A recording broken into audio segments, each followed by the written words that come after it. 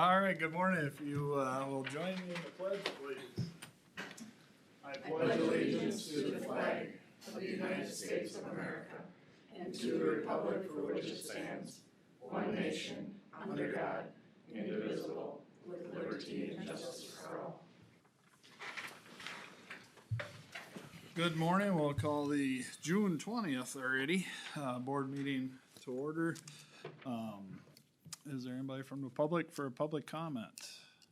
It does not appear to be. With that, I will move on to our board meeting agenda.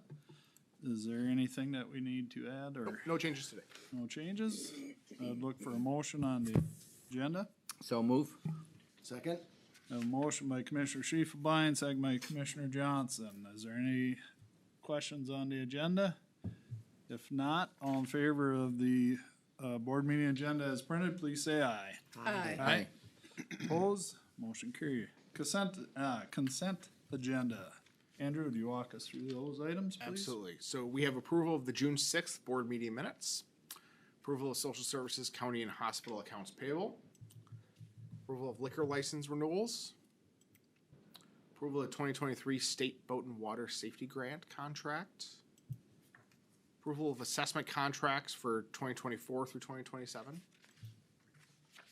appointment of a dispatch supervisor, Alex Parlato, as an alternate to the Central Minnesota Emergency Services Board committees, and approval of hosting and professional services agreements with counties providing technology. And that is the consent agenda. All right, is there any questions on the consent agenda? Anybody have something in there they wanna discuss? I don't have anything. Move to approve the consent agenda, Mr. Chair. I have a motion by Commissioner Johnson, Second. second by Commissioner Bredesen. Any further discussion on the items in the consent agenda? Hearing none, all in favor, please say aye. Aye. Opposed? Motion carried. All right.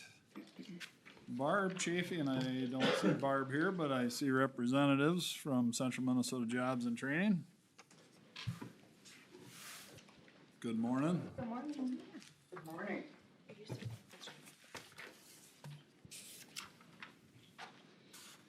Barb is not here. She is on a well-deserved vacation. So she has sent us, I am Trish Bigwit. I'm the finance director with CMJTS. And with us we have Erica. She is the employment specialist here in Meeker County. And Christina Pfluger, who is the program service director in Meeker County and the South Region director. Okay. So we have 39 years of service together here in 2023. So we're proud of that, and we look to continue that service. All right. So we're bringing to you our annual fiscal audit like we do every year.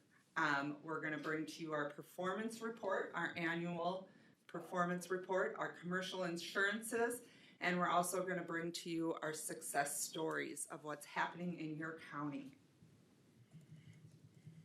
Here is our Joint Powers Board. You'll see that Commissioner Beth Oberg is a new appointee on our board, taking Commissioner Steve Schmidt's position on the board. Thank you. Welcome. Thank you. Why is that? We don't want it vacant. I didn't mean it that way. Yeah. She beat me to it. I was gonna ask that too. It's like, I'm digging a hole fast. yeah. So under the County Commissioner Board, you'll see that there are a lot of duties. Commissioner Oberg is just realizing some of those duties that she has under that role. There are a lot of legal duties under our WIOA, our Workforce Innovation and Opportunities Act, which governs our board. They rule our board. So the Joint Powers Board meets quarterly, March, June, September, and December. It brings together all 11 county board members, and they meet and decide the composition and the development of the Workforce Development Board, and the work of CMJTS as we continue to do our work as an agency.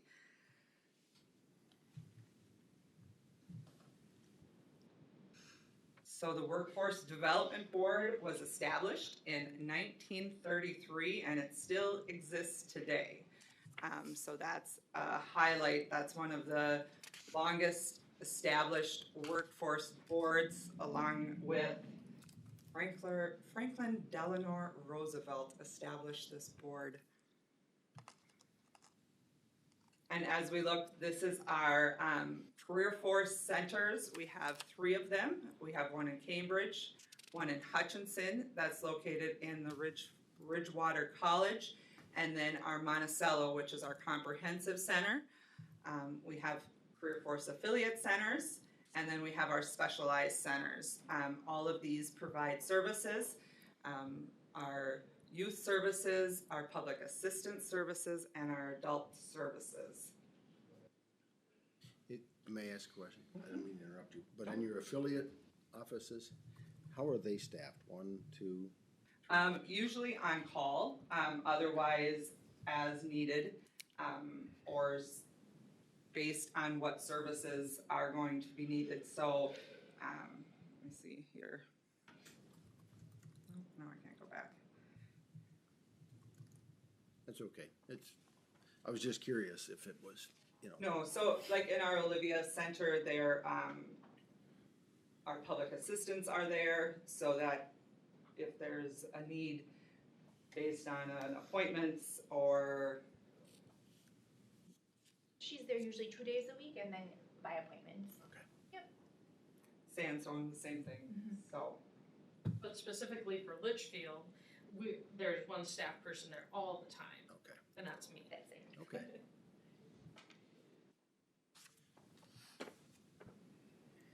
And then your annual report is in your packet. That is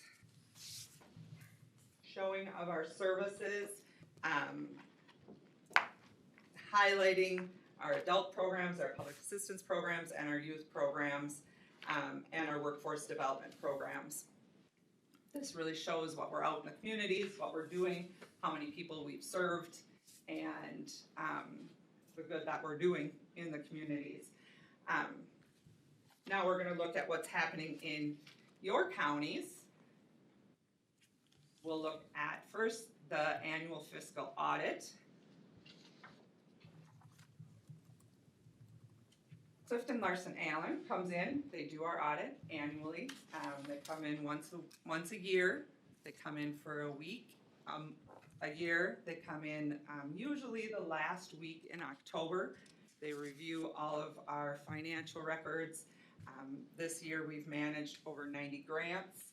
Our revenue was up $778,000 this year. So our revenue was at $6,800,000.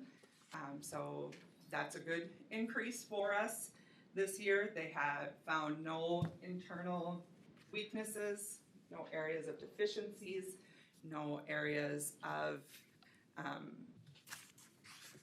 modifications that they needed to tweak or anything like that. We prepare all of our financial statements for them to come in so that they're able to provide us an unmodified opinion.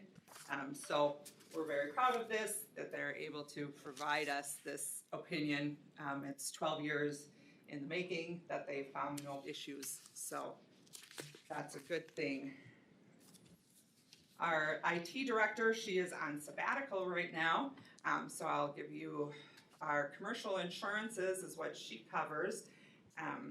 This is to go and show that Commissioner Oberg is covered when she comes into our office and is making decisions. We have our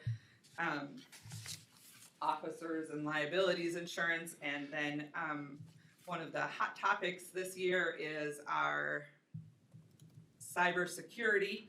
We've increased that, again, even from the last few years. So that's kind of a continued hot topic that we continue to increase and we continue to watch and make sure that we're at the required levels. Here is our organizational chart. This kind of shows how we're organizationally developed. We have our corporate team, we have our program team, and then we have our business team. This is how we're set up under Barb and under the boards.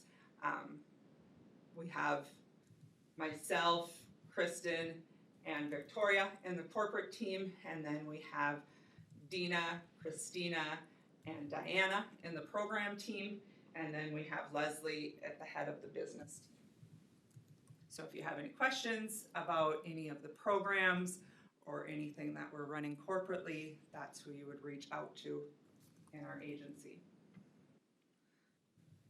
And then I'm going to hand it off to Erica to talk about our MFIP success story. I'm Erica Kruger, and I'm the Public Assistance Employment Specialist here in Meeker County. So today, my first task back after a week's vacation, so I wrote some notes, so sorry, I'm going to read to you. I'm going to share a story about a family that recently came to Meeker County, and they were on the Public Assistance Program and have given permission to share their story. So their pictures are up on the screen, so you can see what they look like. Alexander, so Alex, and then Tatiana, her name's Tanya, are new residents of Meeker County, having had a long journey from their home country of Ukraine. Alex and Tanya lost their home and belongings in the war and had to flee their home and their country to save their lives and find safety for themselves and their 2 young children. The family also has 2 older adult sons, and unfortunately, they were not allowed to leave Ukraine due to their age and possible need for military service. Their hope is to be reunited someday with all of their children. Alex and Tanya came to America after a very long journey, which took them through Poland, which they said they did have to literally run from their home and take buses and trains. And then they were in Spain for quite a while, but then that finally led them to be sponsored by a Meeker County family, and thus they were able to come to the United States about 1 year after the war began. Alex and Tanya are truly a motivating couple. They came to the United States, and within weeks they both had jobs. They both started working for a cleaning service, and then later, Alex, the husband, was able to obtain employment that is full-time and at a much higher wage. The family did not waste any time at all making strides to be able to support themselves.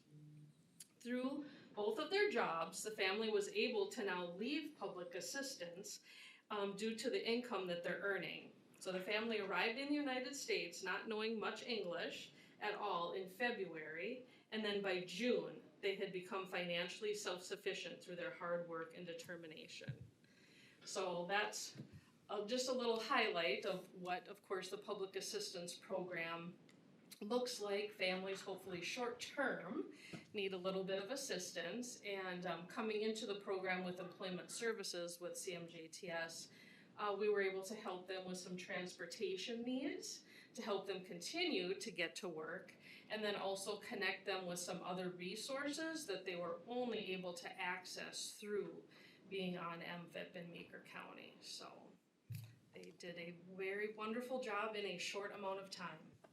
Can I ask if I was gonna bring this up because I just found out of a Ukrainian family in Eden Valley, and maybe these are folks? They live south of Paynesville, but they do work in the Eden Valley area, so it's possible it is them. I believe that they're working on purchasing a house right now, and I think they're actually, the gentleman passed away 95 years old, so it was an estate, and this was all fitting, so I'm sure it's them, but they're cleaning the house and and fixing it up, cleaning out his belongings, and then they're gonna live there. Yeah, and as well, so, and own it or rent it or.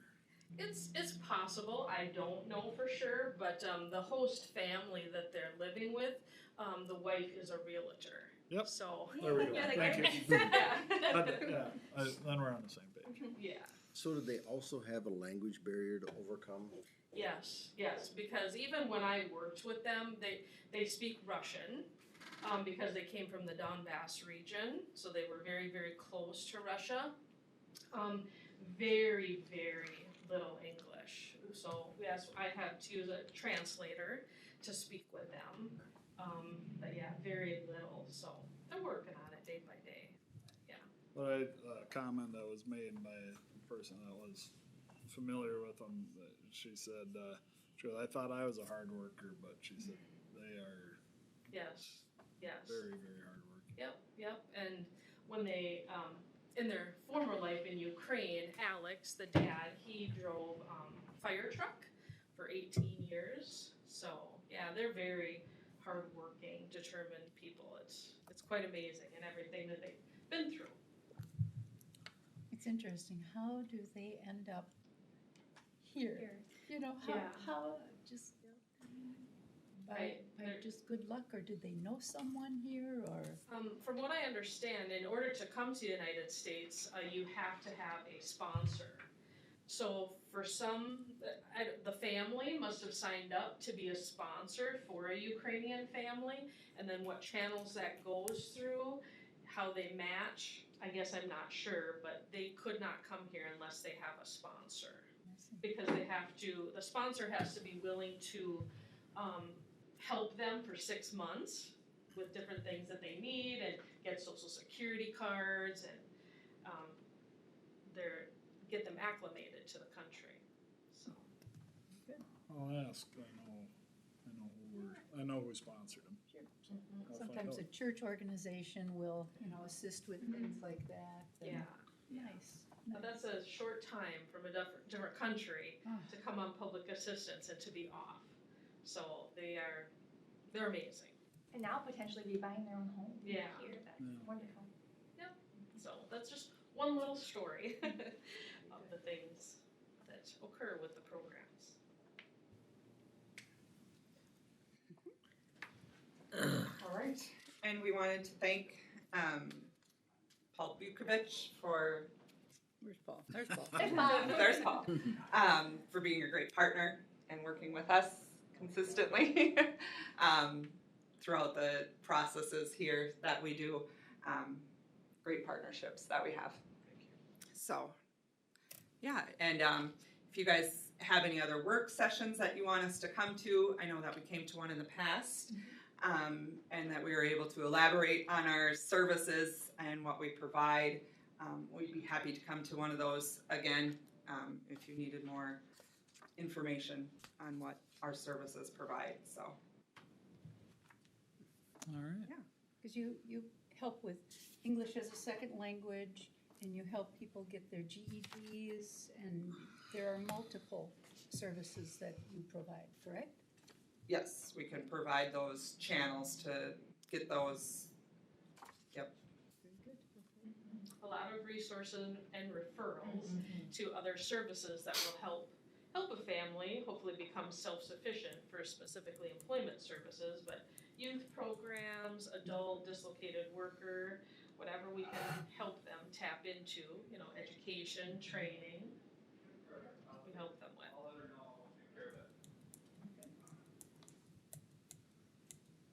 Very good. Any other? I used to have lunch with the ladies that worked in this office on the Bridgewater campus in Hutchinson. Lunch with those gals once in a while. We talked about all the various programs and good program. Thank you. All right. Thanks. Appreciate it.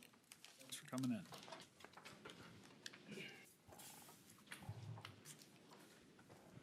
All right. We're up to Phil Schmalz.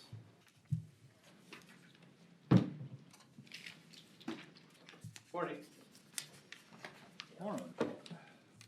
Bill Schmalz, Public Works Director. 3 items for you today.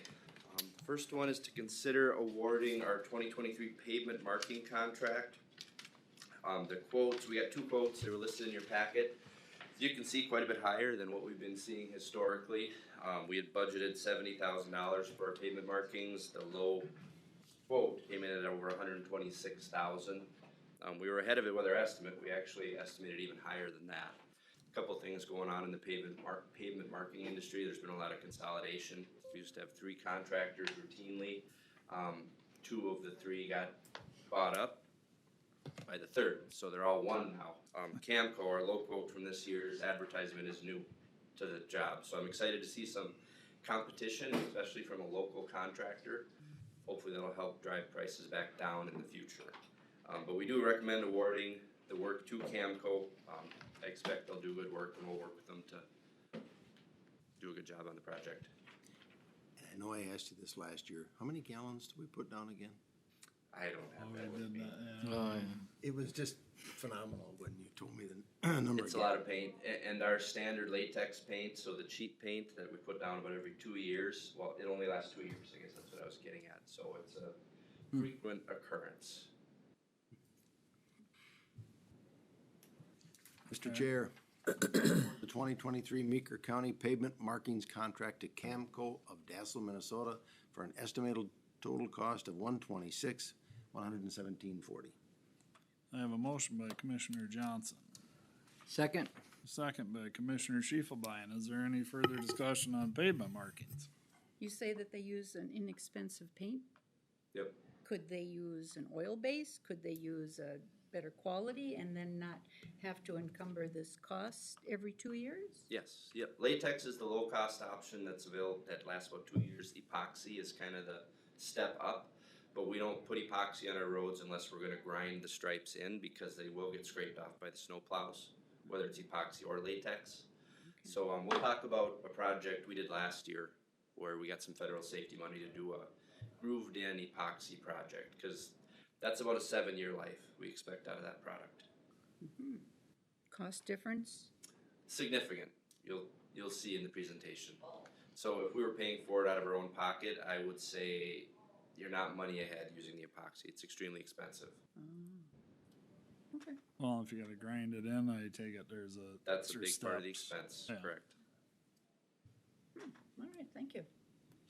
All right, any further questions? Hearing none, all in favor of pavement marking contract, please say aye. Aye. Opposed? Motion carried. Second item for consideration is to consider awarding a quote for concrete floor sealing at our Litchfield Transportation Building. So this quote includes the warm storage area and the mechanics bay of our Litchfield shop. Recommendation in the environment we're working in is to seal that floor every 5 years. It's been 10, so it's due. This is something we kind of flagged a little over a year ago at our last building meeting. And said it's time. And MnDOT would share in 25% of the cost of the quote, being that's our agreement with them, $25.75. So I'd recommend moving forward with our low quote, which is pro maintenance of Hutchinson, at a cost of $23,748.10. We budgeted $25,000 for this work in the 2023 budget.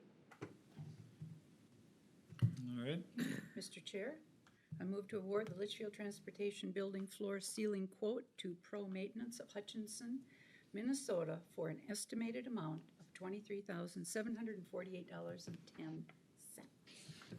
I have a motion by Commissioner Bredesen, Second. second by Commissioner Schiefelbein. Is there any further discussion? One question. Floor seal? If a person was doing a brand new building, would it be better to put the epoxy floor in? Because that would eliminate sealing and that cost over every 5 years. It could. I'm not a concrete floor expert, but my concern with epoxy is that's a surface treatment that may fail versus the sealer we're proposing here is a penetrating sealer that will stay there, a little less expensive, but you do have to reapply. Okay. I don't know if you have any comments on that, That's Joel. about, I mean, there's places that are doing epoxy, which is great. I think if it's a new building, it would maybe be something we would look into, but it is one of them things, it's scraping and it sits on the surface, you gotta think of it that way, and it does chip off and fall apart, at times, and then you have to reapply in them areas. which is a little bit more of a process then, cause now you gotta grind it and, you know, There's so a lot of that's- abrasion on these floors with the salt and sand and the grime coming off the trucks, as we're washing them, we're sweeping the floor all the time.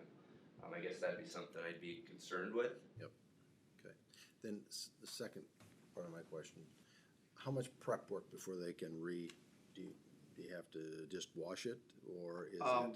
They'll wash it, and then some areas they'll grind it, and then they're gonna redo all the joints, they'll reseal joints with that too.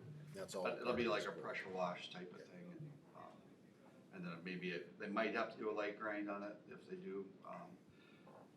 This is a kind of the lesser way to go, I mean, cause there is more ways, but obviously the expense goes up quite a bit more. I mean, you can go to a polish grind, and there's other types of systems, I mean, this isn't the only system.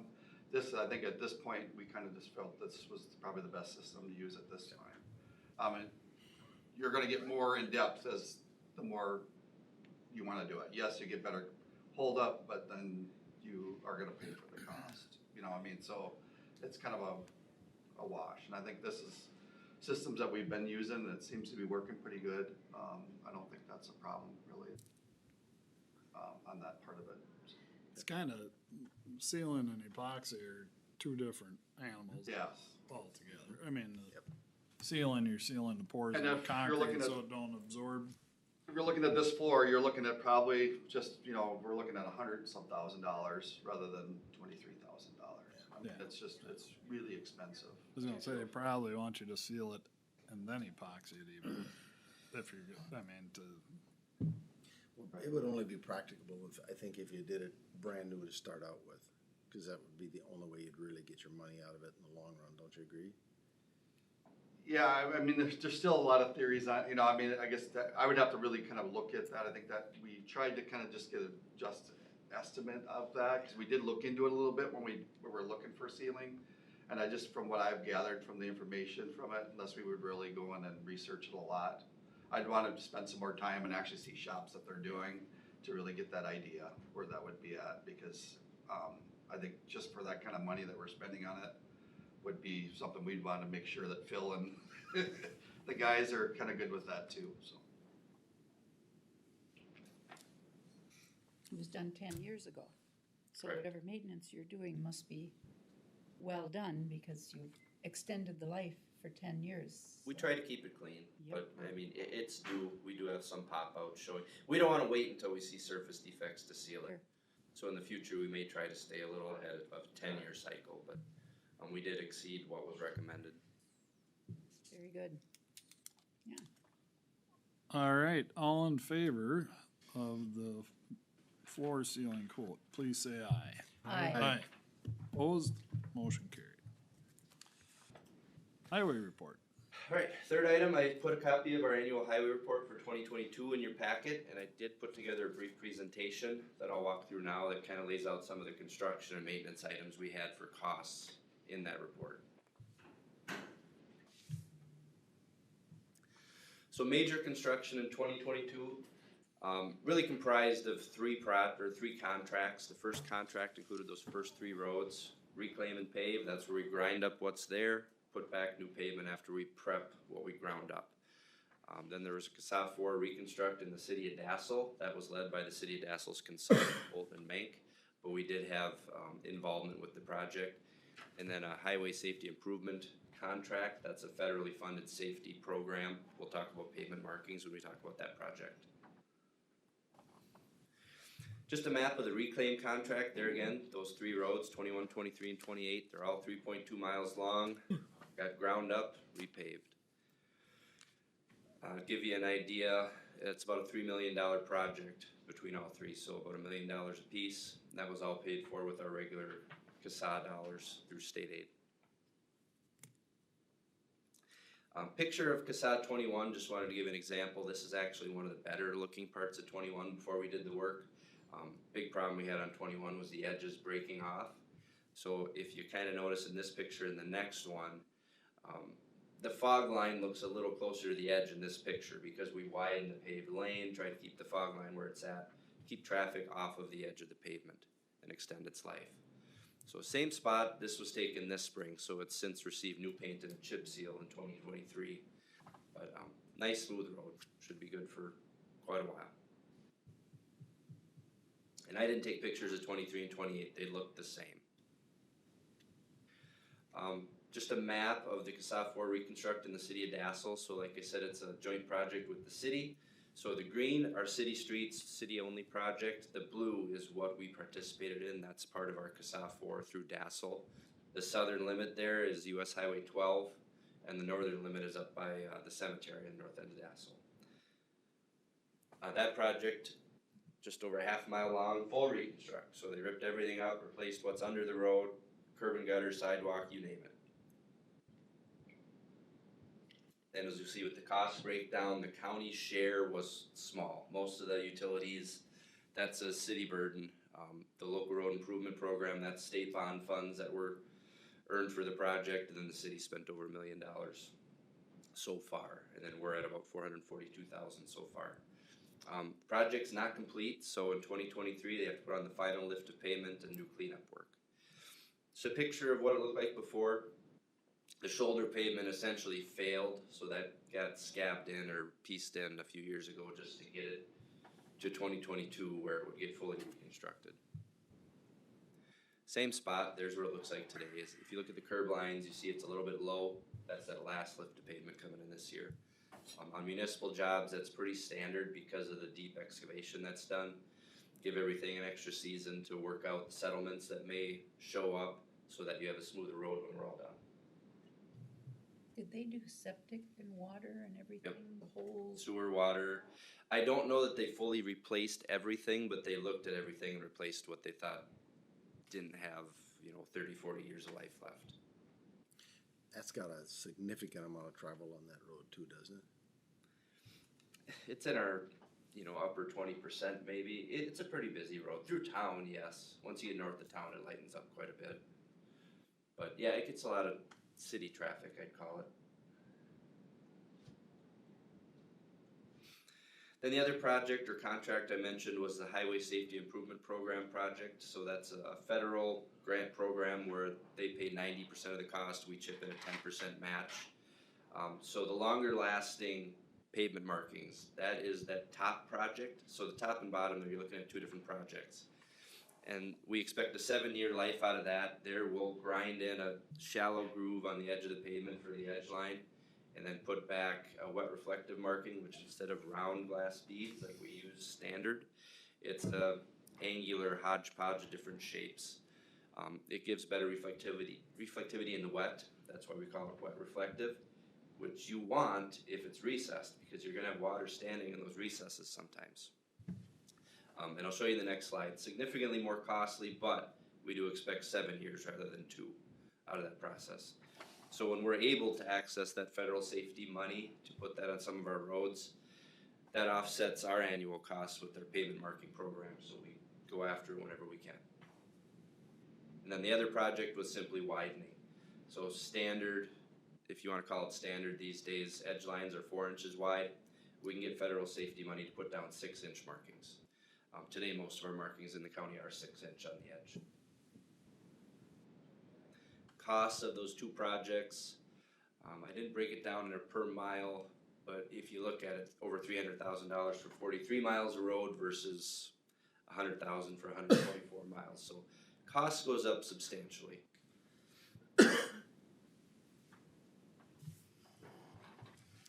Just a map of where we put in the ground-in edge lines last year. There is a process we have to follow. We can't just put it in wherever we want because we feel like it. We have to follow our adopted safety plan and justify why we're choosing those miles.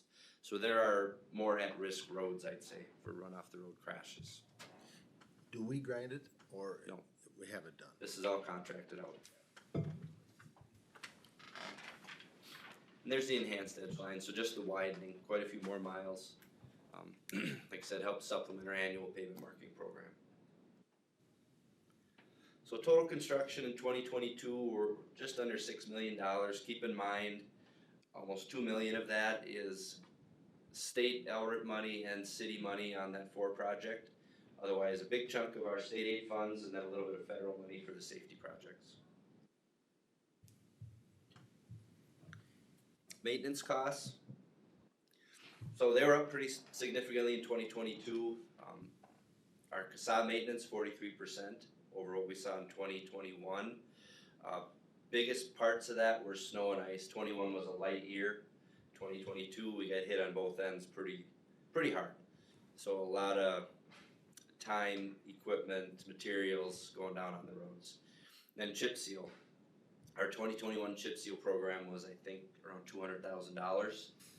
Combination of things, we had a really light year, and this was back to what I'd call a normal chip seal program, but prices skyrocketed. Historically, $17,000, $18,000 a mile is what we were seeing. Now we're getting close to 30. So biggest two contributors to the increases we saw in 2022. And then township maintenance program, you'll see we saw about a 15% increase there. I'd say, in my opinion, it's less because we don't have the pavement maintenance costs, the seal coating and the patching and all that we have in our state aid program.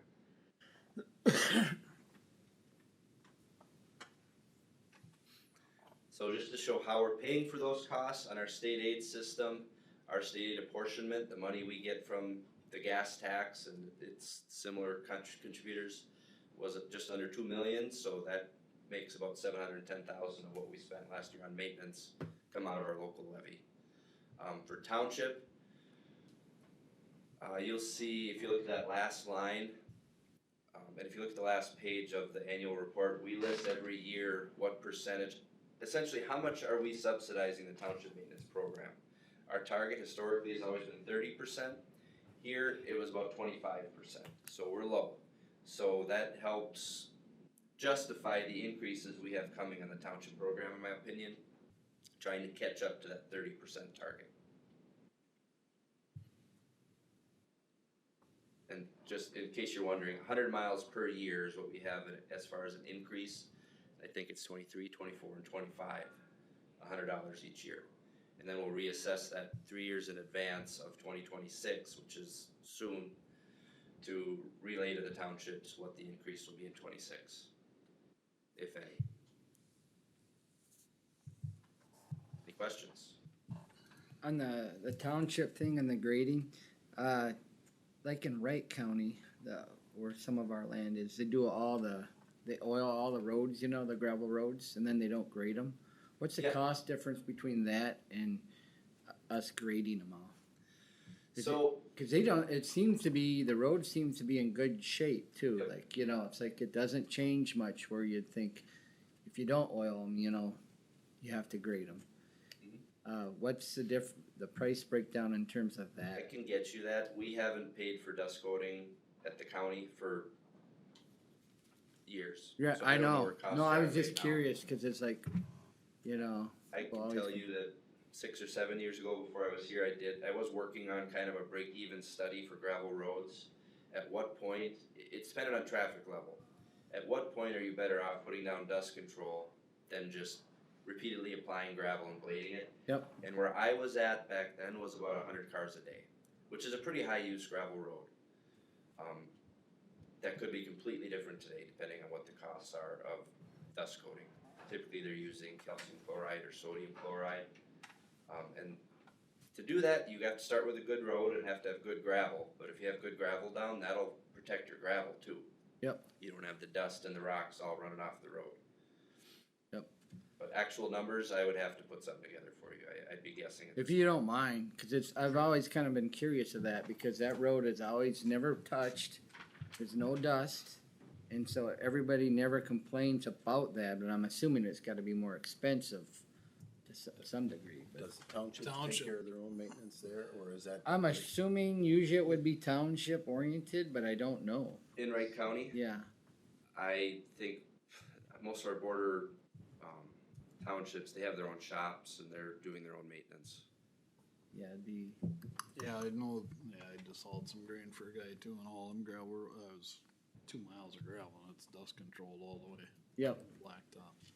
And Stern or Maine Prairie did one that was right next to our land too, and then they don't monkey with grading there either, and they seem to hold up. But where you dust coat on private, you know, in front of private drives, versus everything else that never, it seems to be the opposite, where where it gets bumpy and rough. And I could never understand why these other roads seemed in good shape and they're, dust controlled, but then in front of the private road, driveways, right where your dust control, that's where you start getting bumpy because they don't grade it. Part of it is transitions, right? You're trying to avoid where the dust coating is, so you're picking up and putting down with the blade, and that causes a bump, which transitions into a pothole. Yeah, That's what I was thinking, but I just kind of curious. yeah. The township I live in does do a lot of dust coating on a substantial portion of their gravel roads. Their rationale is they're protecting the gravel they put down. Because it does keep it in, I mean, it's less maintenance for the township for graveling too. They'll still blade it a couple times a Yeah. year, but it's not every couple of weeks. Doesn't that grading kind of help enhance it a little bit, I heard, or not? Depends on how much moisture's in the gravel. If you do Gotcha. it when it's dry, you might lose most of your effectiveness. If you do it when it's still moist and you're not pushing all the dust coating out to the edges, you're keeping it in the center, you can retain most of your effectiveness. Well, if you could run something, because I think that would be kind of a neat thing for other townships to know, and then we could, figure out the cost part going forward. Sure, yeah. Maybe it'll save both sides money and then be less dust, less gravel having to get applied. Oh, I'm very interested in that. I didn't realize that our neighbors did all of their gravel roads. Because Some I do. don't know. I coordinate with Harvey Township. They pay a portion of it. I pay a portion. I have 300 feet in front of my house. Yep. And we can't wait for that chemical to be put on.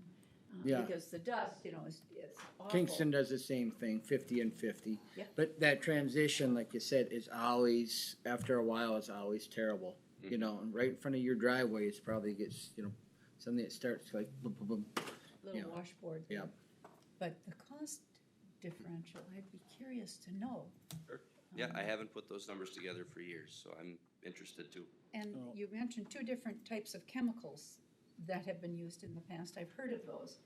But some time ago, I also heard of a chemical that was generated with a lot of soybean oil. Soybean was a part of the chemical used for the dust control, and I thought, well, yes, if we can use an agricultural product. Mhm. And another question I have is is it a detriment to the environment to put that much of a chemical within your township if we did all the roads versus what they're doing now? It's salt, and we're putting salt on our pavements every year, so salt in the water, in the environment, in the soil it's a concern. It's not a positive thing. Is it what goes down now? Is it an oil base, a petroleum along with that? Well, sodium chloride it's salt, and same with Is what holds the moisture. salt water. And soybean products, I'm not familiar with any that have really taken off on gravel. I know there's a lot of soybean-based products they use for sealing pavements that have shown some promise. But I'd have to look into gravel road dust control. Some years ago, we call it some soybean that had been blended with this dust control, and I thought, hey. But thank you, Phil. I know, yeah, Manana Township, we went to do on every 150 feet off every blacktop too. Oh, okay. Just the aprons, we Yep. blade them and then dust control them, just to help some that hold that, so you don't get the speed. Well, Speed we get a bumps. little bit of rain, that helps to rejuvenate it, and these last, the third year we haven't. 3 been years in a rain. row, okay. I know, Yeah, let's I know. just keep off that subject. Okay, yeah. One other thing, Phil, Highway Casada 20 up by Crowan northwest corner. I haven't been down it, but I was told to go down it. And Yeah, I know the guys are doing some patching up there. So the west, I think it's 1.3 miles is Stearns County, Yep. and then everything east of that is us. I know our guys have been and will be up there doing some work. I think that's scheduled for 2026. I think I was targeting an overlay, but it's probably going to be a reclaim project by the time we get up there. Okay. Yeah, I know they said to come take a look at it. I just haven't gotten an order. It was just a couple days ago. Yep, So we've gotten a couple calls about that road. I don't know if I mentioned to the full board, but our roads in general this spring, a lot like last year, just surprising how much they got damaged, this spring, more than normal. Yeah, with no frost, so you don't have that heaving, so maybe it's something with, I don't know. I don't know. Usually the frost is the one that pushes it up and beats them up, but. Yep, and I would expect a lot of freeze-thaw cycles to be hard on the pavement surfaces, but it stayed pretty cold. So Yeah. I don't know that was it. I'm not certain what really happened this year, but a lot of roads that are getting close to being reclaimed or overlaid we're working on roads now that we're gonna be grinding up in a few years, which I don't like to see. I'd like them to get to that grinding up before we have to spend more money on them. Couple more quick. Go ahead. One on that federal where they paid 90 versus 10. Is it required that they do the epoxy form? Because it looked like the percentages when you figure it out per year, it's like way more beneficial for the cheaper route. Is it per mile? Yeah, probably. Was that a requirement, or could you not? Did you have to use the funds up immediately, or why not just put it into a bucket and then just use the cheaper method? I was just curious how that. Optimistic. Well- They're gonna let 'em do that. Yeah, I know. So we have to be successful getting that federal money every Yeah. 2 years to assume we could go the cheaper route. Part of what you're getting with the ground and wet reflective, it's not just long life, it's an enhanced marking. Like if you drive some of these roads on this map in the dark, or especially when it's wet, I can find the right map. This one, wrong one, this one. They are brilliant, like they're bright. They really show up compared to your standard markings. So it is truly, it's not just about the money, it is enhancing that edge line, because the greatest crash risk we have on our system, low volume rural roads, is run off the road crashes. That's where we see the majority of our serious injuries, fatalities. So that's what we're trying to combat specifically with these pavement marking projects. I'll tell you, the routes that we can get the ground in markings with the wet reflective elements for, they're a higher risk factor. Oh, okay. So that's kind of how we decide which bucket to put them into. Gotcha. The higher risk, higher rated roads, we can get the ground in markings on, but the lower risk roads, we can't, they don't rise to that level. I see. So we have to go- That makes sense to me. I was just kind of wondering how they go about doing that. You know, how you figured that out, but that. Yep, we work with That our makes safety study to decide which route we can go with different roads. Yeah, that makes more sense. Then, the other thing is how we come in for hiring. Are we still struggling on that end, or? Yeah, I haven't had any applicants for a few weeks now. We're too short now. 2 retirements before the end of the year. We lost a couple of part-timers, so just had a conversation with our superintendent this morning. As of right now, if nothing unexpected happens, we'll probably be going into snow and ice 5 short. So, trying to figure out how to handle that. The retirement in September, that was anticipated though, wasn't it? Yes. Yep. That's part of that number. Okay. Three things. Our gravel roads were terrible this winter, and the guys have got them just beautiful. So you were able to recover them beautifully. Number 31, County Stated number 31, which I take back and forth to my house. You guys just redid that. It's lovely. It got a turned chip out- seal, I think, right? turned We did out. some patching and crack filling and a chip seal. It turned out beautiful. And then the third thing, what are those little reflector, little nubbins that they stick here and there? So they put them on the center line, yellow reflectors, and it gives, when you put oil on the road, you lose the paint. So that establishes center line for drivers until we get new paint down. Until the paint And it comes. helps the paint truck find center line again. So, and then they just stay there until they wear off. Yep, they'll wear off before snow and ice or at snow and ice time. Thank you. I would agree, the roads did heal up. I mean, for how bad they came apart Oh. when the thaw came, they have pulled back into shape quite well, and I imagine that's why if the gravels came apart like they did, that means the blacktops, the same thing was happening underneath them. So, Yep, I mean, lots of support. That's where you're seeing your deterioration on the overlays, so. Have they reached out to you from Danielson? I know they're working on a grant for that road that runs to that dairy? Remember you and I were at a meeting about that? I'm not aware of any update with the grant they're working on, but yeah, I know what you're talking about. Yeah, okay, cause I had seen Russ at the XL meeting and he told me they were working on a grant. And I said, well, use Phil, he's writes a few grants, so. Who's, what is it, the dairy I'm thinking of, probably? That road got just tore up during construction. I mean, it was bad, wasn't it, Phil? Yes. For a road that was, it wasn't the most vulnerable time of year. A road shouldn't look like that. It got hammered apart pretty good. I agree, the roads are in rough shape. Boy, they came together now.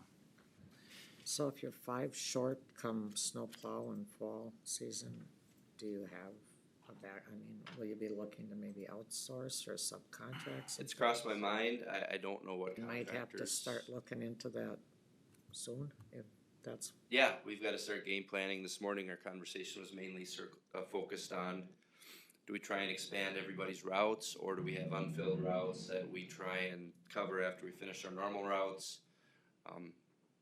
I mean, I don't don't know have if a there's positive any solution. subcontractors, but it might be something to think about till you can fill. Yep. That's on our list of ideas. I just don't know who Yeah, I don't either. is out there to do that. Weird time, thank you.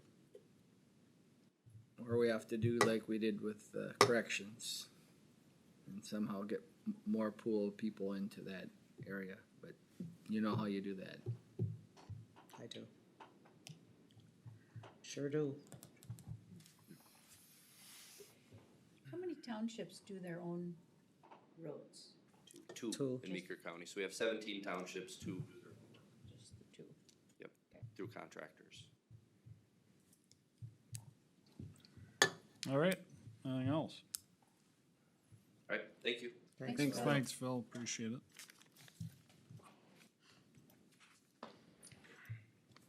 Greg, you're up next.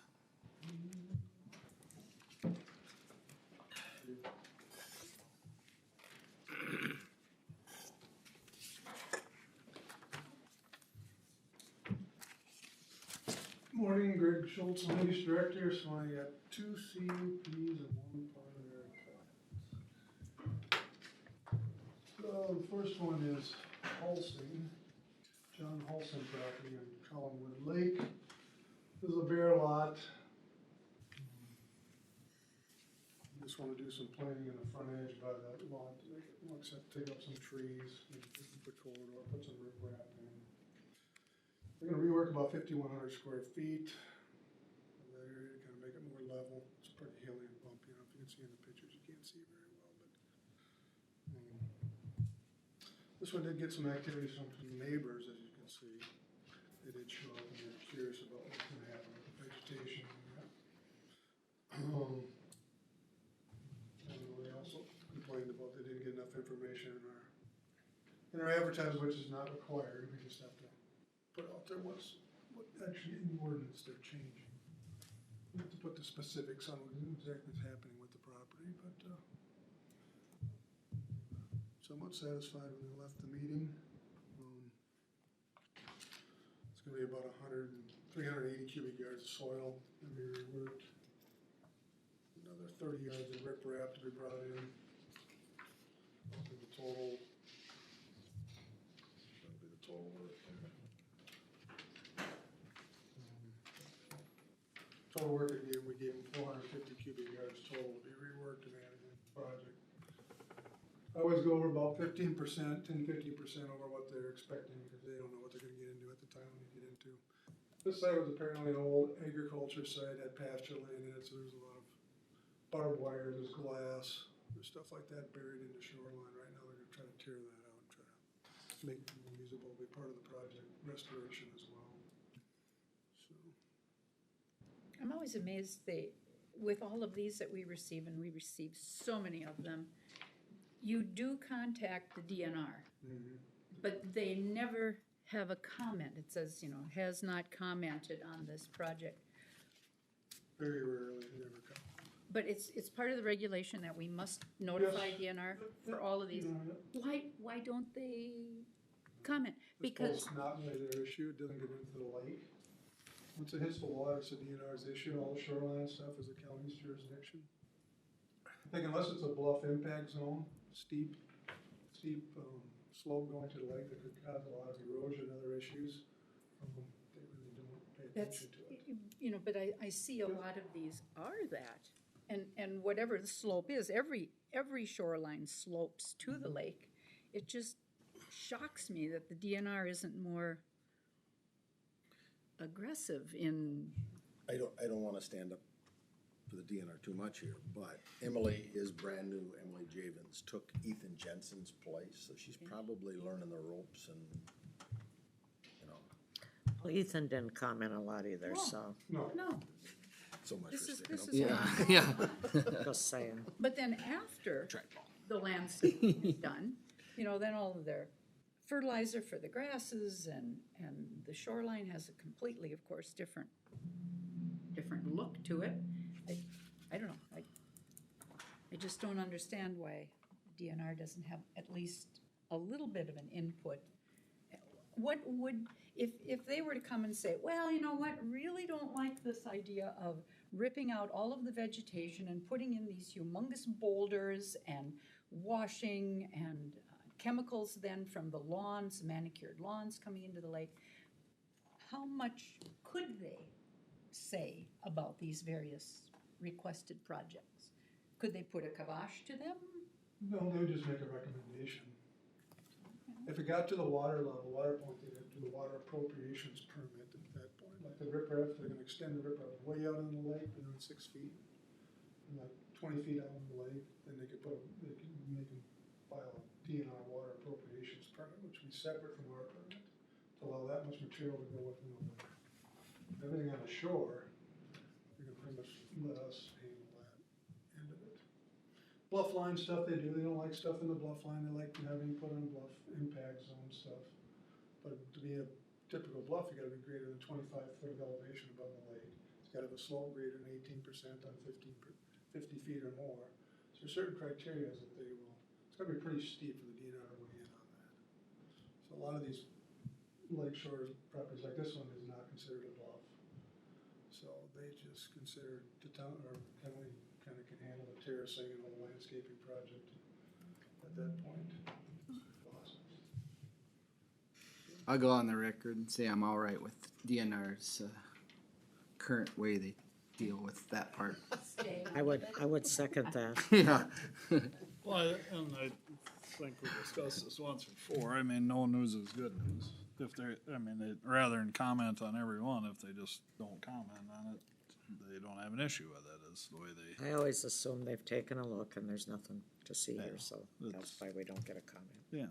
I hope they've looked at it, because then as you go around the lakes and a year later, 2 years later, after all of this work has been done, is it being maintained? Is there a washing? You know, we can all go for boat rides and see what happens to these things afterwards, and. When we go out and look at it, it's supposed to be a week after it's completed, to see if it's completed to kind of our project specs on the site map, but ultimately it's up kind of to the neighbors, which we kind of rely on anyhow. The neighbors will tell us the runoff going from this property to the next property, is there a lot of runoff going into the lake. At that point, we'll go out and investigate complaints, but without the citizens complaining, we really don't know, and I don't think the DNR runs it, the DNR doesn't search all these properties. It's really based off of citizen complaints. I found that lake associations do a good job of taking care of one another. They pay a lot of tax and they do a good job. We're very fortunate to have the lake associations that we have, so that's what puts my mind at ease. They're not gonna do anything that's gonna affect the lake negatively. You think, Paul? You're absolutely right. You know, and having been on planning and zoning, you guys, they do a great job of inspecting. Exactly.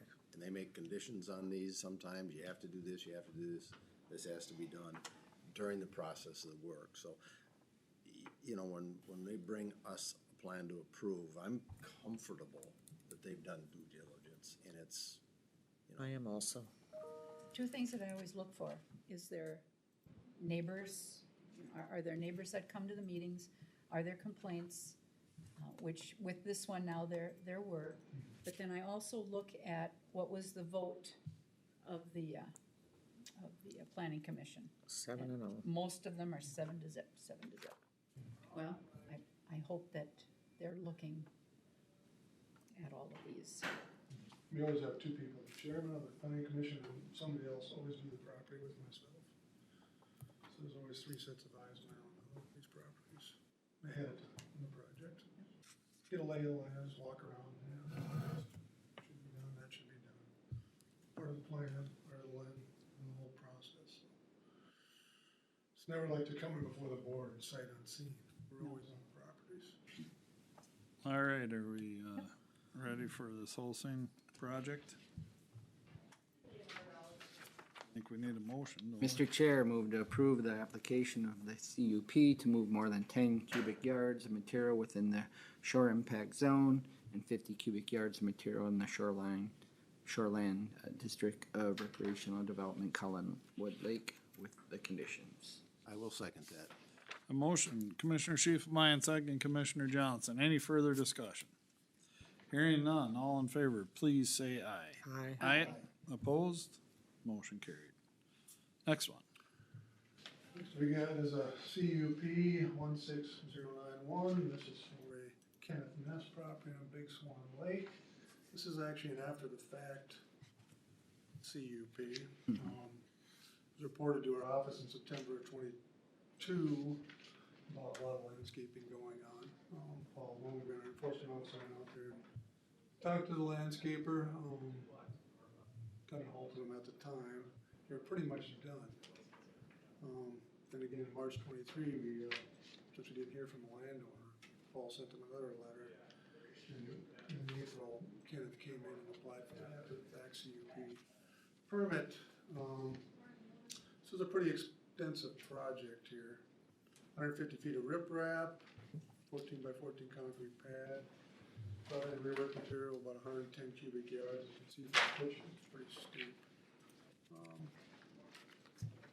Part of our conditions on this one, Kenneth didn't have a whole lot to say during the meeting. Was a concern on his walls being greater than 4 feet tall. Currently they're not, but it looked like it could be that they maybe were planning on intending on going greater than 4 feet tall. And with that, to do go greater than 4 feet, it needs a licensed engineer, a structural engineer to sign off on them. So he told us during the meeting that they were not gonna be greater than 4 feet tall. We'll take his word for it until we go out and look at it, measure them out and see if that's the case. He stuck to what he said he was gonna do or not. As you can see on the side hill, this is pretty steep. Still not considered a bluff quite, pretty close to the criteria. But it does need extensive erosion control, so talk to him about putting erosion blankets down, especially on the picture to the left. He's gotta control that and get the vegetation started greater than that. So that's part of our conditions. Did allow him to bring in another 15 cubic yards of possibly boulders, maybe to finish up what was maybe looked like wasn't quite finished yet. So it'll be a maximum of about 125 cubic yards total brought in for materials of what they've estimated. These are always tough after the fact, what exactly happened before, because we don't really have pictures of beforehand, what it looked like, what it didn't look like. Go on what we see on site, the contractor admits they have done. So did this guy get fined then? Yeah, it's an extra $1,000. $1,000? Yeah, extra 1,000, that's what it is. 1496 is our after the fact, 496 is our standard permit, 1496 is after the fact Gotcha. permit. So- Which we just implemented on the first of this year. Yes, yeah, so that was 996, we went up another $500 for after the fact. Yeah. Fine. Has to have a little bit of a spanking involved. And now was it a neighbor that turned this in? DNR had no comment on this. Was it a lake association person? Is this person on the lake association? I heard it was in a boat. In a boat. I have a boat, yeah. Well, it says here that Paul Lundgren noticed the work had been done. So I don't know if he was out there because of a complaint or. Yeah, he was notified. He was over there working on somebody. I'm sure it was something about, because he's kind of tucked in to the side. It's pretty tough to see what's going on in this location of what's out on the lake. There's not a through-throw road that goes all the way through his property. It keeps on going, it stops.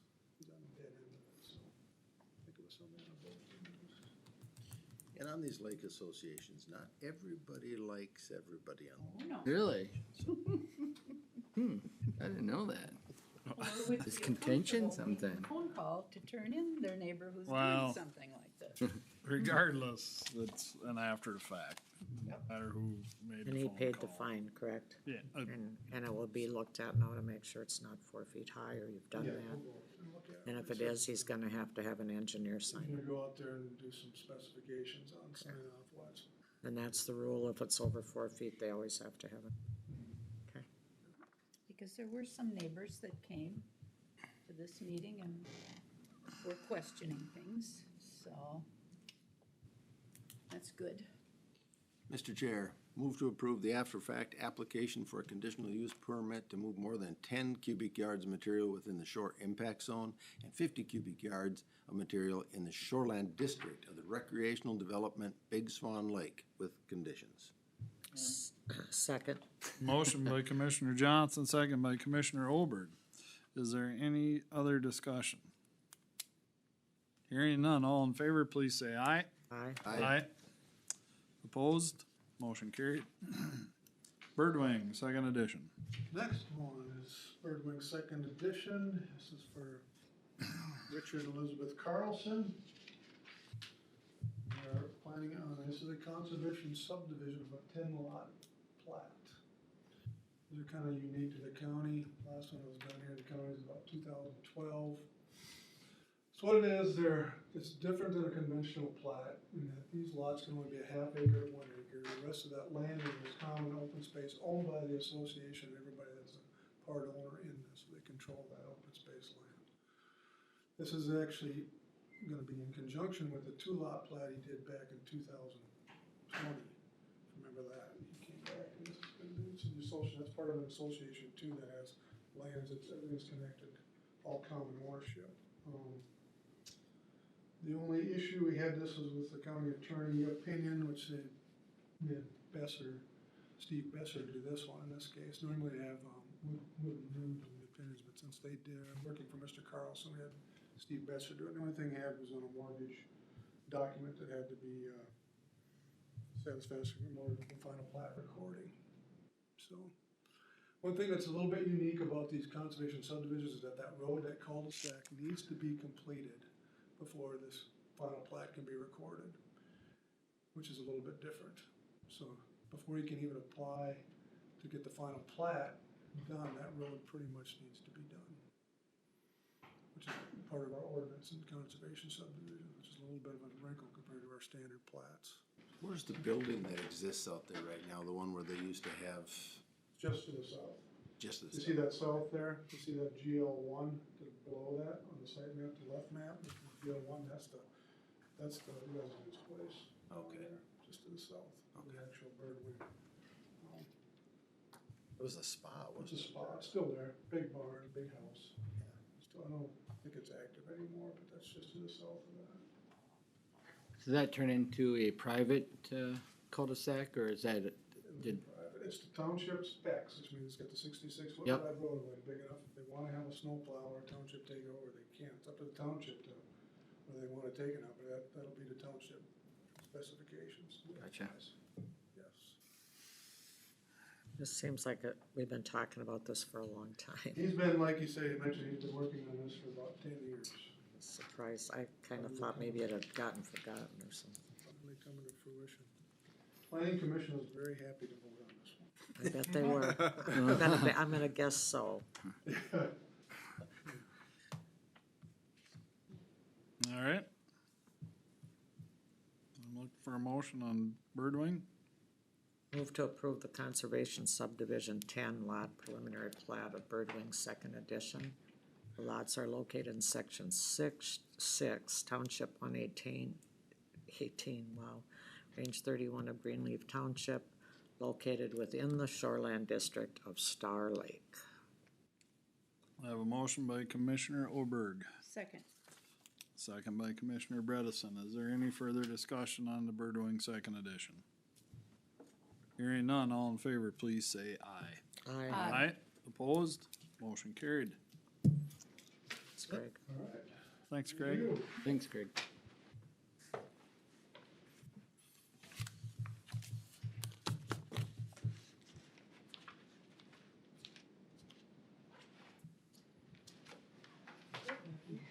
Morning, Barb.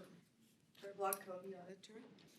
So before I get into my non-budgeted item, I want to say they returned from conference, and at the conference, they gave us the good, bad, and ugly on election law changes. And the word is that there is clauses changed in 60 different places, which is just enormous. With that and here for the poll pad upgrade, one of the things that they're really stressing in a lot of cases is be sure that all of us are on board with every possible update for security and equipment and et cetera that is out there, and with good reason. So we bought 26 no-ink 6th generation registration polling iPads, and I think most of you have signed in on an iPad at the polling places. If not, we can show you one. We bought them in 2018 and 2020, and those original purchase prices were about $1,280 for the poll pad itself and the package. The next Gen 6 is anticipated to work through 2024, but when Apple announces a discontinuation of support, that means we no longer are at the point of getting iOS's, the updates that are needed, and we would not be able to continue to use them, and that would be terminating end of life at that point. So there's a great push to go to next Gen 9 at this point, which is expected to last 6 or 7 years at this point through 2030. And that is the key piece that we would be replacing in the package. The package has a stand, it has a printer, it has a case, and etc. But the key piece is the iPad, of course. These units will be used in 2024 for the 3 elections, March, which is the PNP, presidential nomination primary, August primary, and November. And it's important that we have that current update because we have to certify and test somewhat 60 days, somewhat 90, somewhat 30, and there were changes in law. And I'm not even going to quote what it is for this one. I have sorted all the way through that. And so we would have to meet those mandatory deadlines. And that's why I'm coming with a non-budgeted item. Number one, because the quote is only good for 60 days. And also because we will be testing for the PNP, which is the first Tuesday in March, in late November. One of the other key things for testing is that we have to be completely done with all the testing before in-person voting, and in-person would be also direct balloting, and that's 18 days before an election. So we have a lot of changes to get our arms around. Staff is recommending this, and I did work with Rob in IT just to be sure that we were both on the same page with this. If we accept this quote of $11,505, that's $442 a unit. If we were to delay, the new units would cost about $1,600, and they updated that to almost $1,800 at conference this weekend. So I think it's a good method for us to get some assurance that these will go into a few years into the future at least. And the iPads have become very, very important to us. And that's your signature piece. And one of the new laws also made it so that they can sign like we do for credit cards right on the unit. We still have to print a paper copy, that's Minnesota law, but we're not going to be printing this little piece that's rolling up and having people sign that little stub. We'll be having them sign on the iPad themselves, which is going to be a super method to get more efficiency because the printing and then waiting for that, or hopefully this will be a little faster in the poll location.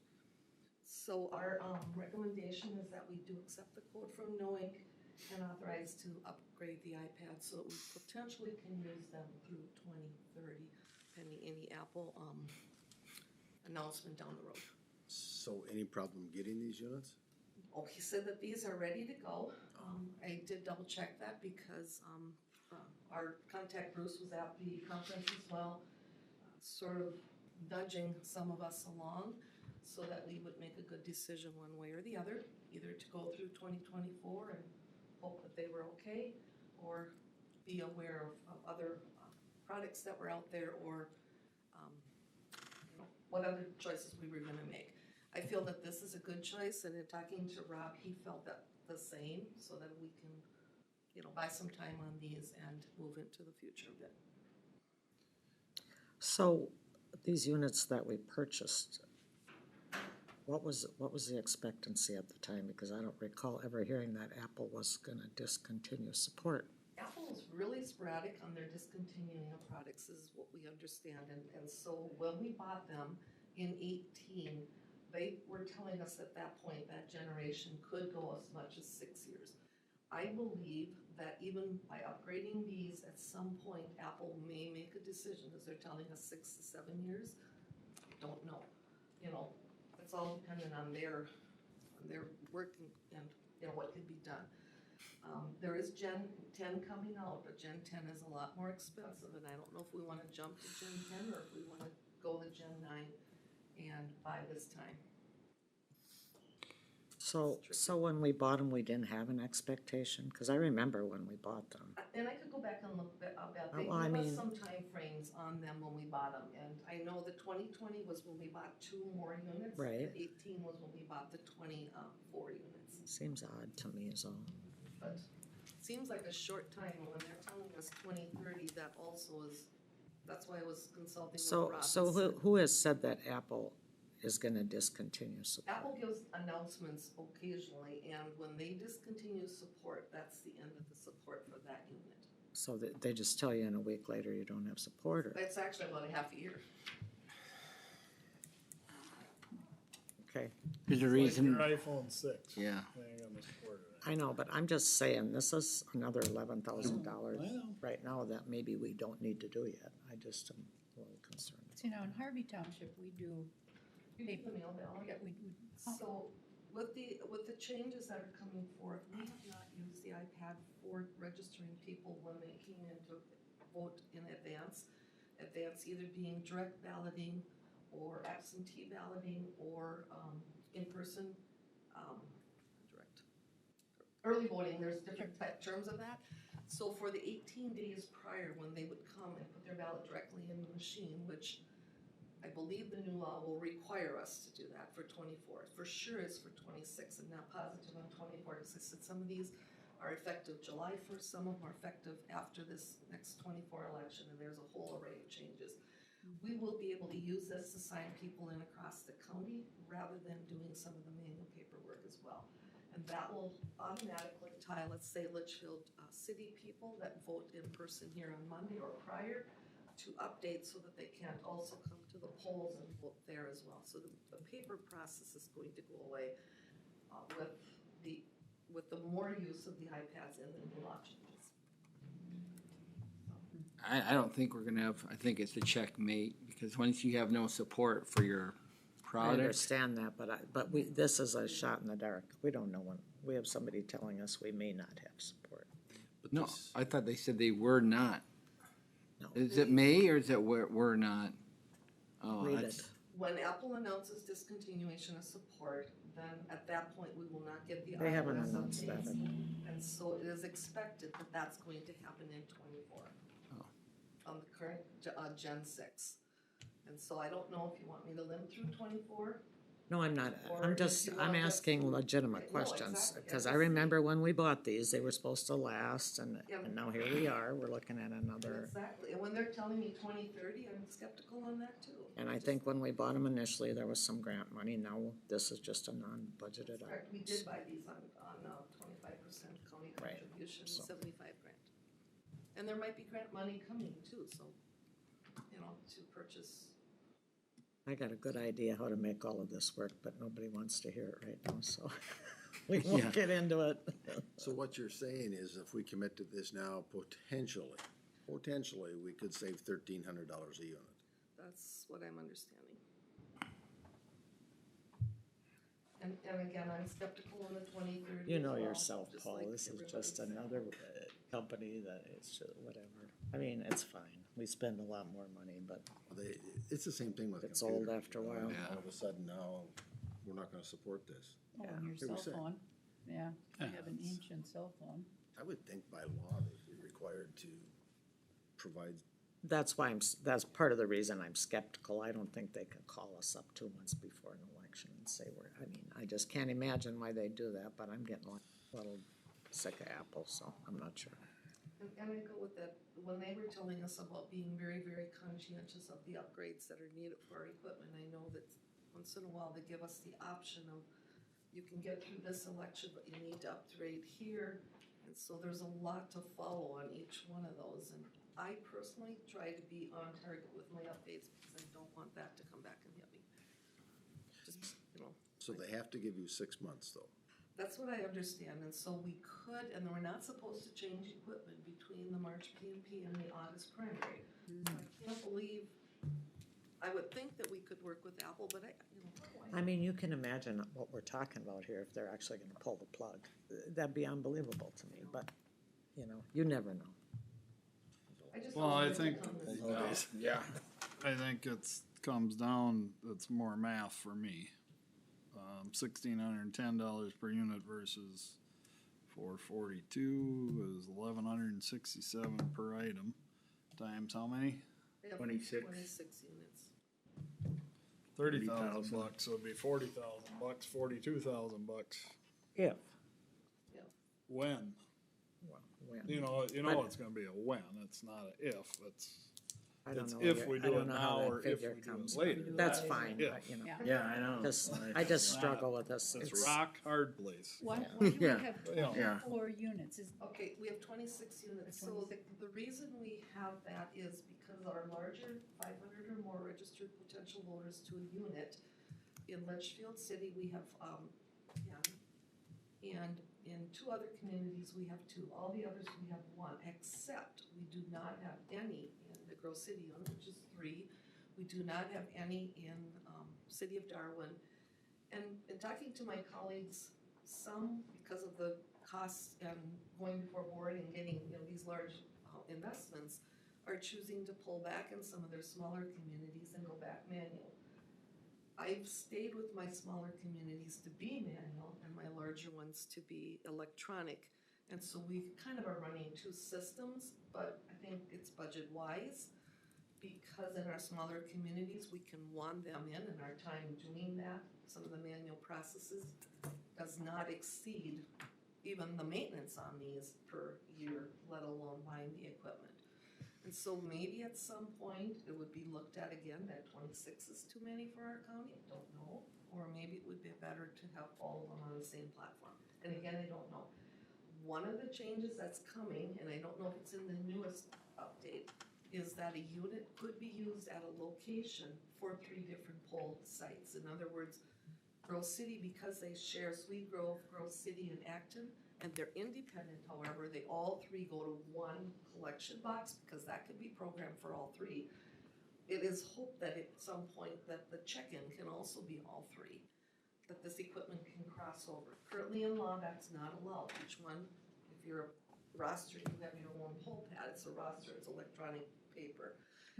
And so hopefully if that comes into play, that will also help, because likely we wouldn't need 10 in Litchfield, we could spread them out, or we wouldn't purchase that many. Following the rules and regulations in election and election law is a challenge in itself. It took a couple sessions of the good, bad, and ugly last week and scratching our head as to how this is gonna come down the tube. So, I'm just bringing this, I'm presenting the plus and minus, and I know it's out of budget, that's why I didn't have a choice on that, because I can't wait till the 24 budget at this point, I don't believe. They have to have these at the place where people physically come to vote. But like with Harvey, where we sign it at home, The mail ballot. then there is no need for this piece of equipment within that township. Within the township, we will be using that though for those that want to choose in the 18 days, which now is another law that's opened up for our mail ballot people to be able to come here to our location instead of what's called absentee voting. They can vote in person, Sure. even from a mail precinct, which then we have to invalidate the ballot already sent to them because we can't issue 2 to any individual. I'm thinking that this may be useful because that's a lot of tracking. do you people, do your associations have any input into the stuff they're putting into place? I mean, we're voting for how many days? This is just getting to the point of You should have been there for the Mako and the very, very, fiasco. I'm just gonna say, crazy here. Yep, exactly, you should have, it was unreal. So, And so you don't have a group that we do, we have says, strong look, groups. this is because all I ever hear is there's no voter fraud, nothing, and every day they create something that probably is gonna cause more. We have a strong group. Well, and I mean, don't- now you can get a driver's license, right? If you're an undocumented individual. So now what then? For elections, we still have It's to look just- at the voter registration and go through that process. Our association was very, very involved, numerous people, and I got requested to go too, but the day they asked, they couldn't. So you do try to fight some of Very this? much so, very much Does so. anybody actually consult with small counties and say, how is this gonna affect you? I mean, how much money are you gonna spend? How many, this is, who's our lobbyist for this? So, as Barb said, their professional association works on it. Association of Minnesota County works on election issues as well. The challenge that we face, particularly when there's one party who controls all three of So the that's main what it all branches, is, of course. there's a lack of, I understand. there's a lack of, listening sometimes with that. Troy Olson did a wonderful job for us, and it was the League of Minnesota Cities, EMC, Association of Minnesota Counties, and Minnesota County Officers, our group, that worked hard, and the opening statement on the good, bad, and ugly was, it could have been worse. So Barb, I have a question for you. If you have these iPads, will it make your work at election time less or different? Continue with these poll pads, I believe, would be less, because if we went back manual, which we could go to the manual paper, I'm hoping that the continued use of the iPads will make this 18-day in-person that we're required to do. And as Beth has said, it's one size fits all. They argued and argued for small counties. It didn't go anywhere. We also now have to be open, 5 or 6 additional times in small counties on a Saturday and another Saturday and another Tuesday evening, across the board. So if these were to be out of compliance and I would have to go back to manual, I believe that would be a huge detriment. No, the reason I ask that is I just know how chaotic it is. And is this gonna take some of the chaos It's good. out of it? It will continue to use what we've done. We have had these since 18 and 20, and they've been a godsend. I get plenty of phone calls from people that would be very happy to go back to paper, believe me. They think that's the best and the most honest way to vote. But I know, I'm not talking about from your side. You know, they made election rules this year that they don't usually make without some bipartisan agreement, and I read that just didn't happen, so, and I'm not picking at you, but, I mean, we started this, and now here we are, and then next year, they're gonna say, well, this isn't gonna work, and they're not gonna add. I just wondered if we have any voice at all, and apparently we do, but it's just that year. You got voice, you don't have the votes. I hear you. I mean, that's, Elections have consequences. I don't that's think just anybody's for sure. ever gonna eliminate Beth's voice. Come on now, I've been trying to be. Yeah, it used to be the great big book, and then you'd come in and you'd find your name and your address and sign, And and it seems so simple. this is much It easier was. than the big book, because For the people the age of that vote in this, my dad I mean, it was easier. Sure. But everybody is painted with the same brush, so that's what it is. the big book, as you talked about, everyone would sign in, and so if we had 10 or 12,000 voters, every one of them had to be wanted by our office and balanced into the system. By the use of the poll pad, that is electronically balanced, and we can go through and we can identify who has and has not voted on identical spreadsheets, which is really helpful. The naysayers probably think that that's not official. We have the paper copy that they signed, and we take them and have a certain amount of verification we have to do with them as well. It has cut down an enormous amount of tracking and time in our office with the iPads. And then they make it up by adding some more time. You can be open for people to come in early who Correct. can't just go 18 out and days vote. It's just, they may as well start voting next week and just vote your Well, and the sad part of the 18 days is we used to use time into there to test our equipment, and now our equipment has to be fully tested before that 18-day time frame. And I don't exactly know how that's all gonna fit in, because that's huge.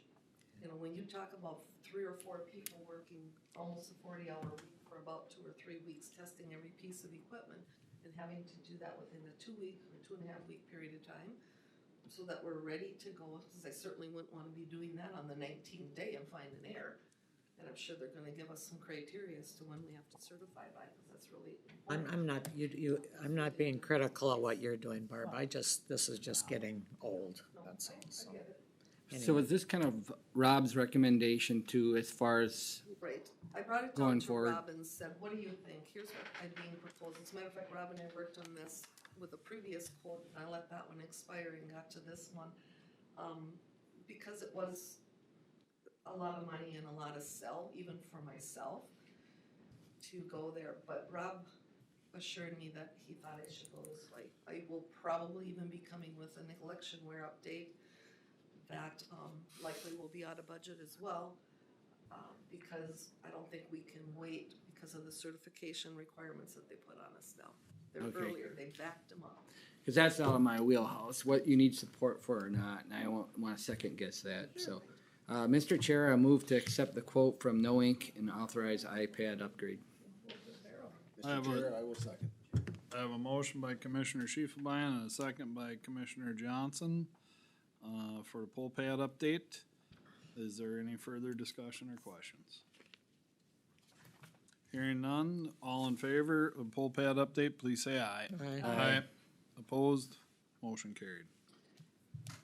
The next item is a report that we've been putting together for a number of years to help judge the health of our tax collections. I believe it's probably the best explanation as to why I was asked to do this to start with.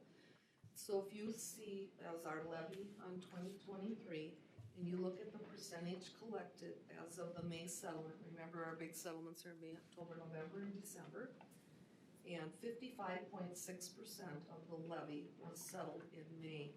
And that is in line with the 55.9 or 56.3, 55.2. So when we take the 5-year, you can see that the health of our collections seems to be stable. And so Andrew had indicated I should put this in on the non-consent so that we could have a discussion instead of an approval. There's no approval required. And then if you look at the delinquent at year end, that's probably the best to look at where we ended last year, the end of 2022. That included the 22 taxes plus any previous year. And we collected up to April 30th, a large portion of that, leaving us with about 80,000 uncollected right now in the delinquent status. Property can only be on our books for 3 years, or if they're in a concession plan, which is a small percentage, and they go toward forfeit, which is another huge issue of change that's coming down. But this kind of shows the health of where we're at and what our collections look like. And I just wanted you to have an opportunity to see that and also to have any questions. And if I may, one of the things I find interesting about this, when you look at that, the delinquent number on the left and the county funds, all previous year's delinquent total, you know, back in 2019, that number was 240,000, and that number it dropped to 192 at the beginning of this year. So that's a positive sign that that folks are catching up on that delinquency, or they're moving through that forfeiture process. We don't have a lot that's sitting out there. I agree. Any questions? Thank you, Barb. Thanks, Barb. All right, thanks Barb, appreciate it. Brian, County Sheriff. Good morning. Morning, Brian. Brian Cruz, County Sheriff, and with me this morning, Brian Schutz, he's our detective. So, in front of you is a request to open the board meeting for public comment, and this is reference to implementing a drone program with the Sheriff's Office. Under statute, we have to allow for public input before we do it. All the pieces are kind of in place. We have our policy in place. Brian is our licensed pilot, and now we just need to get the drone and get the program working. In the packet information I gave you, it spells out per statute and per policy what these can be used for. They're pretty restricted by statute. We need search warrants. There are certain exceptions, but it spells out what we can use them for, what we can't use them for. I foresee we're mainly gonna use them for search and rescue type situations, or like last summer, we had a standoff situation where we'll do that as well. Previous board meeting, we came in with a donation acceptance. We're doing this under donations to get it going, so we're waiting for those donations to get in place. I don't know that at the end of the day what we'll spend or what we'll get. We're shooting for a $30,000 program, but if at the end of the day we can only get a smaller drone in the 1,000 to 2,000 mark, then that's what we'll get too. So, like I said, everything is spelled out in these in the paperwork that we gave to you. So I don't know if you have any questions or if we can just open it up to public comment or what you want to do. We're here for you. So when you say smaller drone, is that physical size or is that the technology that's within the drone? Both. Oh, it is. Yeah. So you can get a small, well, off-the-shelf drones you can get for a couple $100, but ones that have cameras and can report back or we can see, that would be useful for us are 1,000, 2,000. The higher end ones, we'll have a FLIR on them, we'll have a camera on them, we'll have a speaker on them, and microphone and that type of thing. So we're shooting for the moon and we'll see what we get at the end of the day. So. But in order to do that, we need to first go through the process from statute, which means we have to let the public have an input. I think the cameras too, there's different types of, like, for ag purposes, we have one, and there's, I'm not the expert on it, I'd have to talk to my son, but there's different cameras that pick up different imagery, or, sense different imagery and give you different images of, I don't know if it'll Heat thermal, sensitive, I don't know watch the what news all, and- but. It's a lot more sophisticated than us. Yeah. I mean, the quality's better, but then how much can you zoom in and then that technology and there's a lot of costs there. The technology is the expense when you start adding stuff to the drone and the size of the drone. Yeah. So if you were in a search and rescue, let's say there was a child lost, would you be able to continue the search into the night hours? If we get the FLIR and that type of stuff, yes.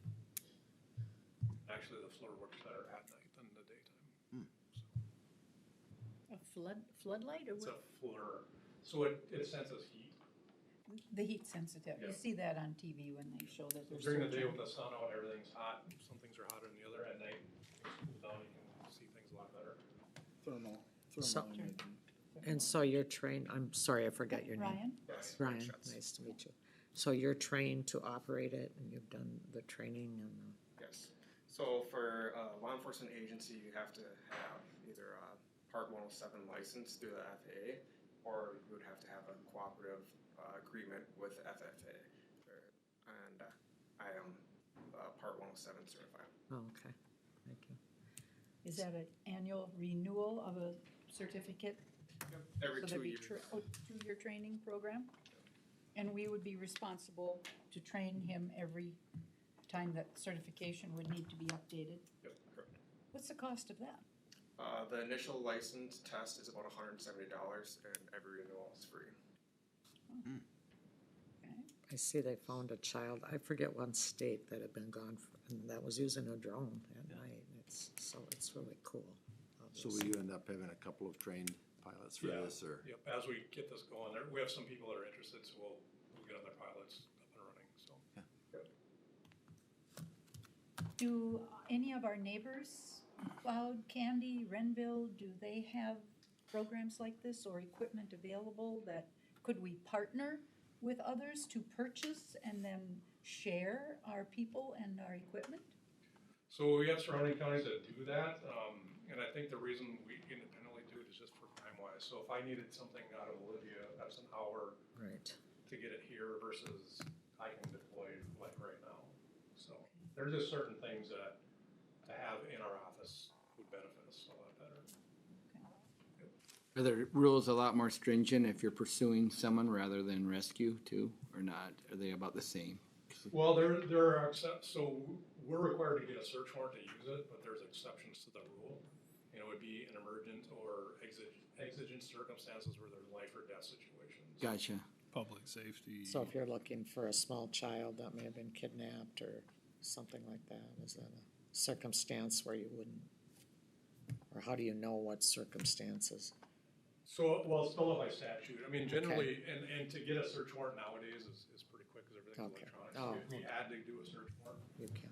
There's one thing right now in the law that, and we tried to get a change, and I don't know if it came through this year, but, so if we go over somebody's private property, there isn't an exception if they give us consent, and we'd like to get that changed, so we still need a search warrant. But, I think this will evolve as it goes. Part of the reason that this is really, stringent is there was pushback by the ACLU, and what they're picturing was a drone sitting outside their window and looking in the window and collecting information. So that's the approach they took, where we took the approach of we're trying to find people, Yeah, really. or we're trying to apprehend bad guys. Oh, So they they had a much different view than we did, so I would think as this goes, it'll flush out and we can do those Sure. consent exceptions and things like that as it moves forward. But time will tell. Ryan, you have a pilot's license? Yes. And that's part of the requirement for operation of a drone? Yes. And then, of course, there would be FCC regulations that have to accommodate those in order to operate something like this? Most of them are done through the actual drone themselves. The ones that we would be flying, you wouldn't have to have any FCC regulations. Are there differences as far as if you get a smaller one versus a bigger one? Generally, it's based off of the type of system that they communicate with. A lot of them is just over Wi-Fi and not over anything you need an FCC license for. Okay. How about, are there some grants available? I know you mentioned that we've received some donations for this program. Would there be grants available? Will we coordinate with the rescue squad, the fire department, cities within Meeker County that could help to fund something like this? So, Ryan's been heading that up, and there are grants. The big one is through Burlington Northern and other businesses in town we've asked for. So right now we're trying to address that, and then we'll see what we get for funds and where we're gonna go from there. So we don't know where we'll be at the end of the day with what we get, or based on the money we get and where we'll go. And as I mentioned before, if we're not gonna budget this, but say we get $28,000 in donations, and to get the program we want is 30, then we might come back and ask for that additional money, or I might find it in my budget. But really the goal is to use those grants and use that public funding source to get the program in place. Do you wanna give Bredesen Farms address so they can mail you Well, a letter? you wonder, because insurance companies too, and even our co-ops are contemplating the use of drones.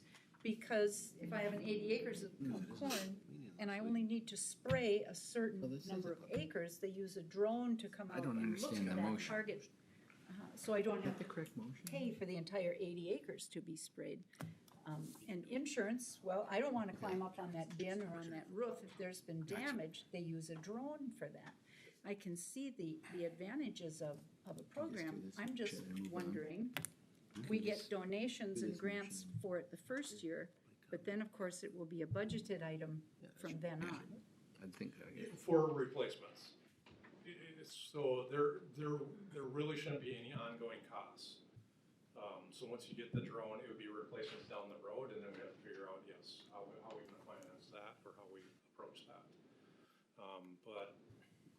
And the upgrading of the drone might be, maybe not the whole drone itself, but maybe buying something to put on the drone. So there might be those costs as we go in the future, but there really is not a reoccurring yearly cost to these. Okay, because the training is free. You need a motion to open a public meeting here, is that what we're? We just discussed that. Yeah. So we need a motion for that? I would say no. Okay, There's an just opportunity need for the public chair to do comment. that? Yeah, the chair could seek public comment and Okay. reflect that in the minutes, that we've sought the public comment and no one was present and. And just so you know, too, we put this on our Website. website, I and it's saw that. available to the public, and we left it open for time too. So Have you gotten any comments? not yet. People don't read anymore, Beth. Oh, sorry, what was I thinking? Well, yeah, and the floor is open for public comment, and unless Barb is a member of the public today. I see the advantages as a public person. Yeah, No, it's, We're getting one of these at Highway you maybe remember, a few years ago. And I don't think we ever, cause it was gonna be handy to check ditches, et cetera. And then I don't know if we couldn't ever find anyone to operate it or how it happened, but I don't think we ever purchased one. Well, Phil asked us if. Did he ask you if you could use? If he could use it, and there is that exception to the rule for other government Right. entities. Yeah, it made sense at the time, but it just. Yeah, I remember I that, think now that you say that. that was the discussion, Yeah. whether we could use it, Yeah, both public. There might be a time highway they need to use and, it for something. Well, it's a perfect solution for our ditch inspector, You bet. you know? But that would, you know, he can run that thing without having to go places where he can't get with that four-wheeler. Well, I don't see any public here, so. I'd say if there's no other questions from the board, we could probably move on. All right. Good luck. Thank you, Brian. Thanks for all you do. Yeah. Do you have a letter or something that you're sending out to businesses or how does somebody, they have to seek you out if they wanna make a donation? No, Ryan's reached out Alright. to several people and filled out application forms, and some businesses have a process for us to go through. So right now, we've just been reaching out to people. If somebody wants to reach out, they certainly could. But Okay, like I was just wondering if The you had a form letter or nonprofits, something. gambling that- money. Could you know how email to me Send a one? letter, et All right, cetera, so. thank you. Is it for missing persons and calves possibly? Cause we've toyed with that idea before too. It's like, As you all get older, it's easier than going to look at just. I know, rather than taking a four-wheeler. Right. Thanks. We just bought one, Did ya? Yeah. you know, haven't used it much yet. Thanks, like guys. A girl. Yeah. It takes time to get used to. All right, are we gonna take a 10-minute break? It's up to you. I think we should. Where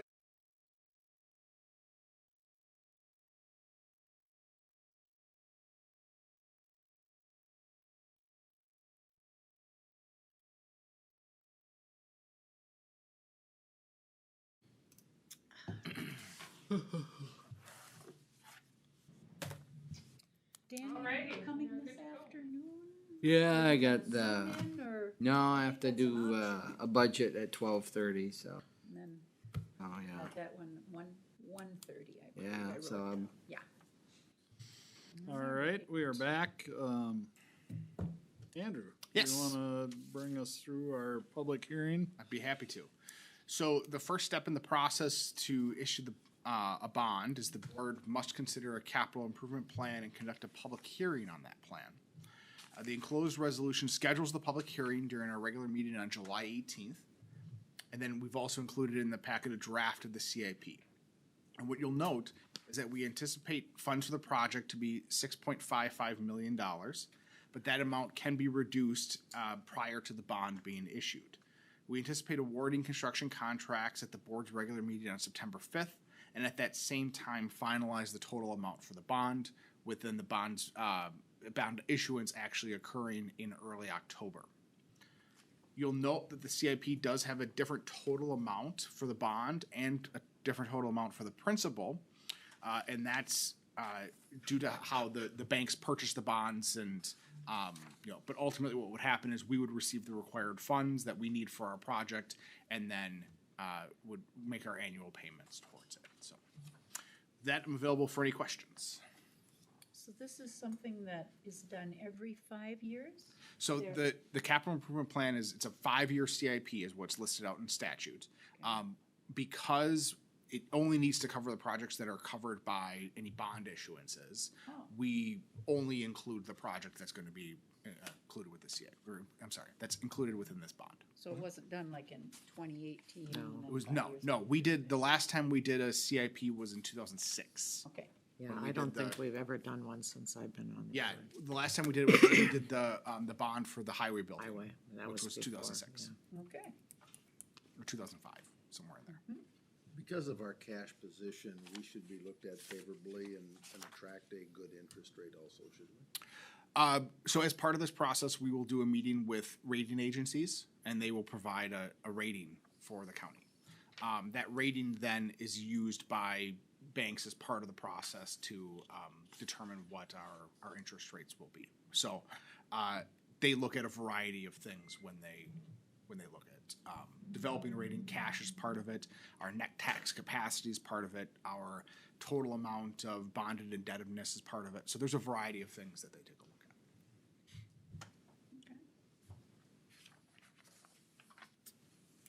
at. Mr. Chair, I move to approve a resolution calling for a public hearing on the 5-year capital improvement plan and authorizing the issuance and sale of general obligation capital improvement plan bonds.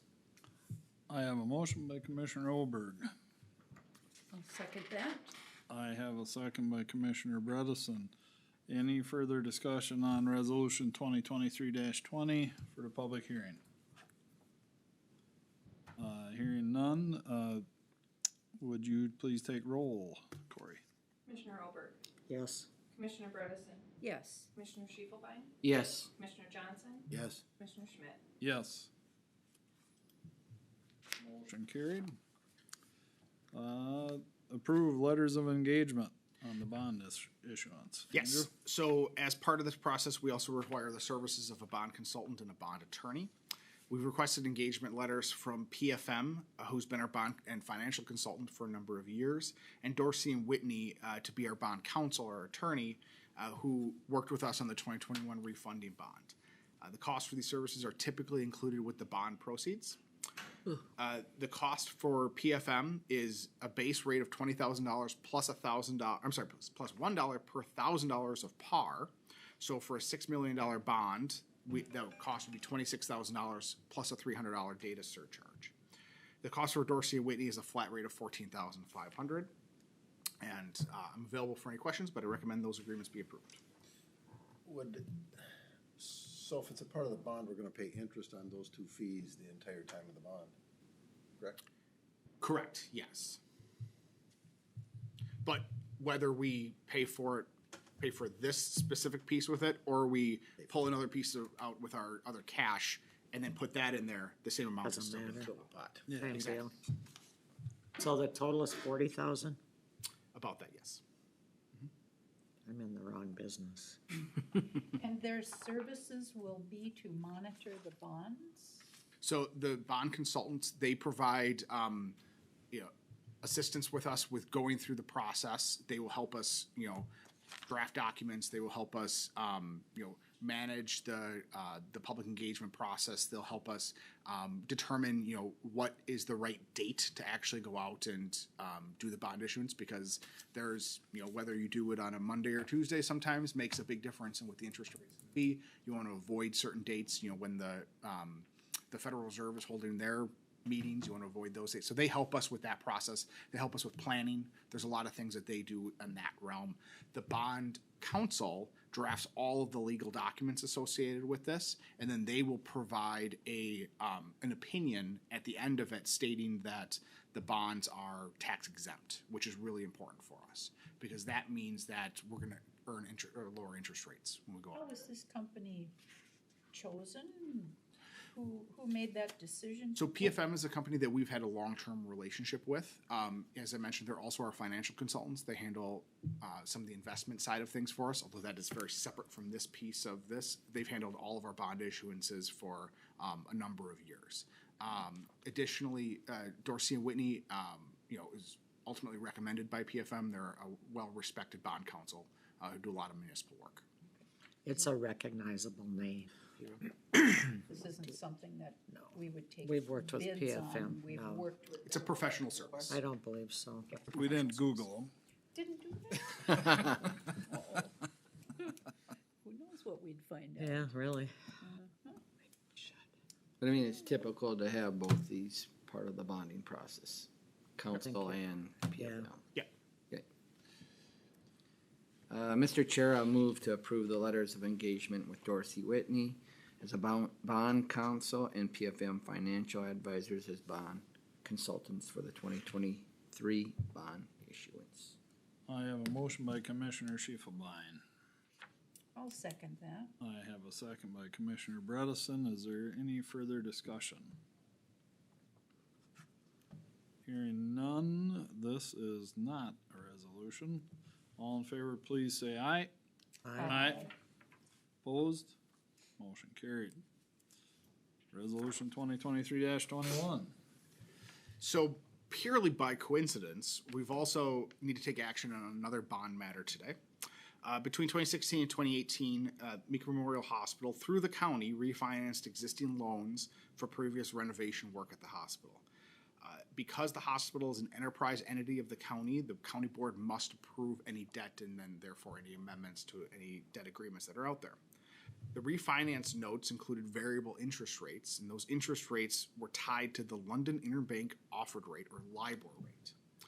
At the end of this month, LIBOR as a benchmark is being phased out, and so it's no longer going to be available to be used to peg those variable interest rates to.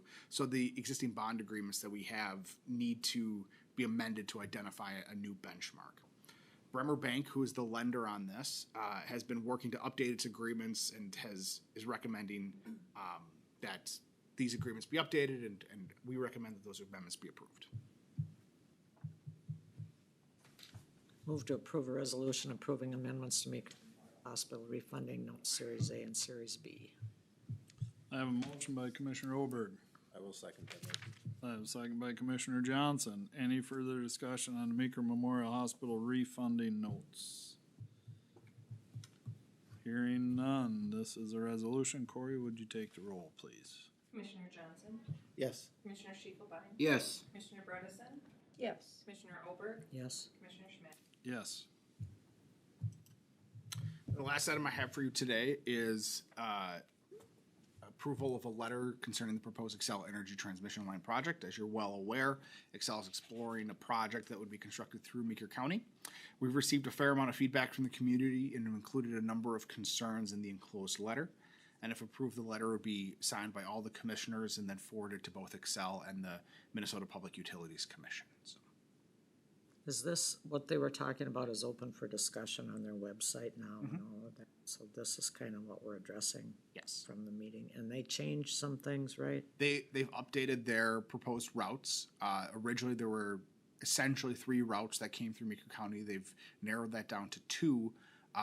Both routes now go through the west and northwest portion of the county, up to the northern end around Eden Valley and Watkins. So I was trying to figure out if that's better or worse. It's probably It's different. just different. Okay. I went to the Wilmer meeting last week, spoke with them there. They have to propose 2 routes to the Public Utilities Commission, and they don't get to prioritize them. They used to be able to say primary, secondary, or preference. And he said the state went away from that because if you were on an alternate route, or if somebody felt they were a secondary route, then they disengaged from the conversation. And then if all of a sudden their route became the one that was chosen, then there was a lot of argument. So the state said, just give us 2 routes. And then about October, he said the public, and this is good for the public to know, to follow this process all the way through, because October, then the Public Utilities Commission will start doing their research, and they're gonna want comments from landowners. So he said to make sure that landowners are engaging all the way through this, and then they'll come up with their 2 routes, and then they compare notes and choose a route. He did state that probably 80% of the route that they have right now is gonna be the route. Any changes, he said there will be no 20-mile new stretches or anything like that, but he said there might be a jog here or there, or some changes to the route. I do know that the line right next to Eden Valley city limits, they have proposed to pull that out now, but there's still 2 routes up there, and he said we have to propose. He said, we still want your comments because we want to know what the preference is of where the routes go, but he said we can't preference that to the Public Utilities Commission until they're done. So you're probably looking at 18 months yet before the final route is proposed. Okay. So just make sure you're telling your constituents to Yep. keep following it all the way to the end. Well, Julie and I attended that meeting, and I had one of my constituents here from down there, Russ Peterson, who also teaches at Ridgewater. And so he came loaded with some really great questions because he also has a lot of pasture land and he was concerned about some things. And so we went around, I went with him all the way around as everybody he talked to. And one of the questions he asked, he got two different answers from two different people. And, you know, you kind of like to have seen some consistency, which kind of said, do they really have the data to support what their answer was? Or, you know, I think you and I both thought the same. That was, they had so many people there and so many flip charts on those stands. It was almost like a divide and conquer. That's what it felt like. Well, definitely. They haven't, this isn't their first time through this. Not- They don't want a mass of people with an open forum where the people have an opportunity to ask a question and then everyone get the answer.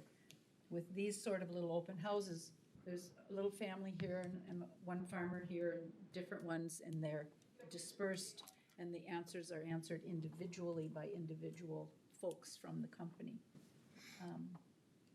Yeah, it was interesting to see how they handled it. Of course, no one wants this sort of thing in their backyard. I've been trying to tell my people in our various townships, it is coming to Meeker County. It is very important to voice your opinion, either in writing, on their emails, within their system, because that's what they will be taking a look at. You can have a conversation with a person, but there's nothing in writing then. It's the comments, the written comments. I'm pleased that we've decided to put together a letter, because those are the things that they will be able to reference as they make a decision. Did you craft this letter? Okay. I thought it was a well-written letter. It's very well written. I did. Yep. I Mr. agree. Chair, I move to approve a letter concerning the proposed Xcel Energy Transmission Line Project. I have a motion by Commissioner Olberg, I will second that. and I have a second by Commissioner Bredesen. And I did have Andrew throw in that last comment about copy of the lease or easement, because that was something that was brought up to me by landowners. Just so we're aware of what Excel is asking, what they'll be asking people to sign. And I talked to Excel when I was in Wilmer on that too, and they did, they said that was, they'll more than happy to. There will be provide- transparency with that, because my question was, will this be public information? So if I settle and my contract with Excel will be public to all of my neighbors? That I don't know. I don't believe so. Because I was reading that. I thought Not we the talked comp- about not that the downstairs. compensation. I think the compensation is public. I could be wrong.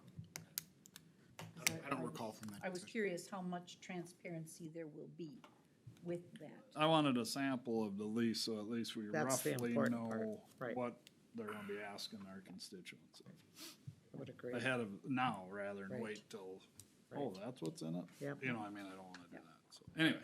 Very all right. good. Any other questions on? Did those two lines ever change at all? Or were those the same spots before, the two that are now? Are they the exact same as before? I think they're slightly different than they were before. Okay. But I think there are some changes there, but I don't know exactly. I I would have just- to go back and. I couldn't remember if compare in one detail. was more towards the middle of Meeker or not, or if they're both hugging the western edge. They were both along the western edge previously, although I don't recall one of them coming in, kind of at the more of the northwest side, Okay. Grove City. I don't recall that being in that Minnesota location 4. previously. Coming right down Minnesota 4 once it turns south. Gotcha. They're really ugly. We go by some when we go to Alec. And we always talk about it. 94. Yep. They're just ugly. They're not They pretty. just are. Nope. But I thought the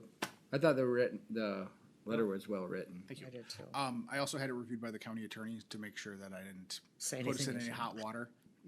Yeah, I would have beaten them up a little more if it was me, right? But Probably wouldn't. that have probably, yeah, she probably said she said no to that. she probably. Don't put Danny in charge of that. All right, are we ready for a vote on the letter to XL on the transmission line project? All in favor of the letter that is in front of you, please say aye. Aye. Aye. Opposed? Motion carried. Monthly cash fund balances. No comments on that. All right. And administrators report. We are not gonna have a work session next week, so you That's can too clear bad. that from your schedule. Aw, I was gonna bring cupcake. Oh, sure you were.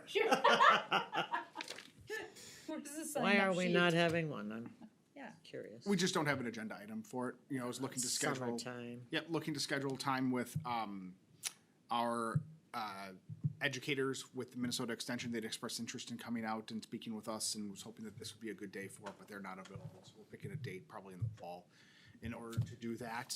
And then our department's heads just did not have a topic that we needed to bring forward. So So delete that then. if you would like, I would be more than happy to do something. We could, I don't know, put together a skit, I song, think it's dance a sort great, of a I thing. think it's wonderful to have Yep. time. So I need time. You 27th, got an actor.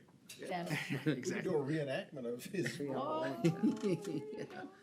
Also wanted to note that the next regular meeting of the board is going to be on Wednesday, July 5th, due to the Independence Day holiday falling on that Tuesday. So don't show up on Tuesday, come on Wednesday instead. I've actually, Not be a I've grill actually with hot done that dogs and before. hamburgers in here. Got that down. You're on The your own. door will be locked. Yes.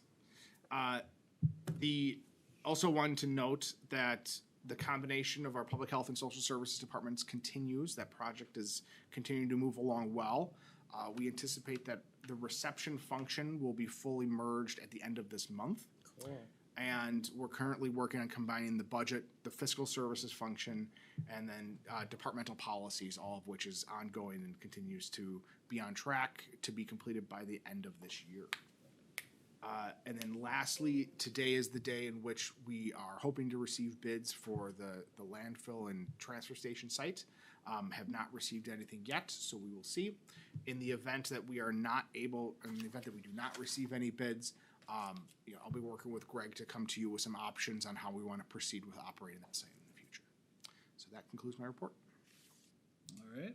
So, let's see, today is, So Julie's going next. oh, okay. Today is the 20th, so the 27th, a week from today, we do not have a work session. How is it determined what things come to us on a work session date? Like, today I was thinking the Central Minnesota jobs. Well, they did one work session already. They, They were here. This is just, Yeah. they were here not very long ago. It's So- January, I was gonna say February. 4 months. This is just, they come with audit, I believe. Yeah, so typically we have a lot of partner organizations who want to come during a regular meeting to give you an update. If it's a broader discussion that requires some, discussion about a policy, or they want to do something that's more in depth, then we would schedule that during a work session. If it's 15, 20 minutes, typically we do it during a regular meeting. For instance, I asked, I don't remember if she came, Supporting Hands. Supporting Hands I came asked, at- yep. Andrew to. Yep. Because things that we're not always familiar with, so I think if somebody has a request, they could ask you, right? And- Absolutely. So we try and use the work sessions for kind of two purposes. One is to have a more of an informal policy discussion, to get input from the board before we come forward with final action on an item. But then also it's an opportunity for education as well to get you up to date on what's going on with a specific program or a partner, so that you're more aware of what work is going on, because there's certain things that you don't always see. okay.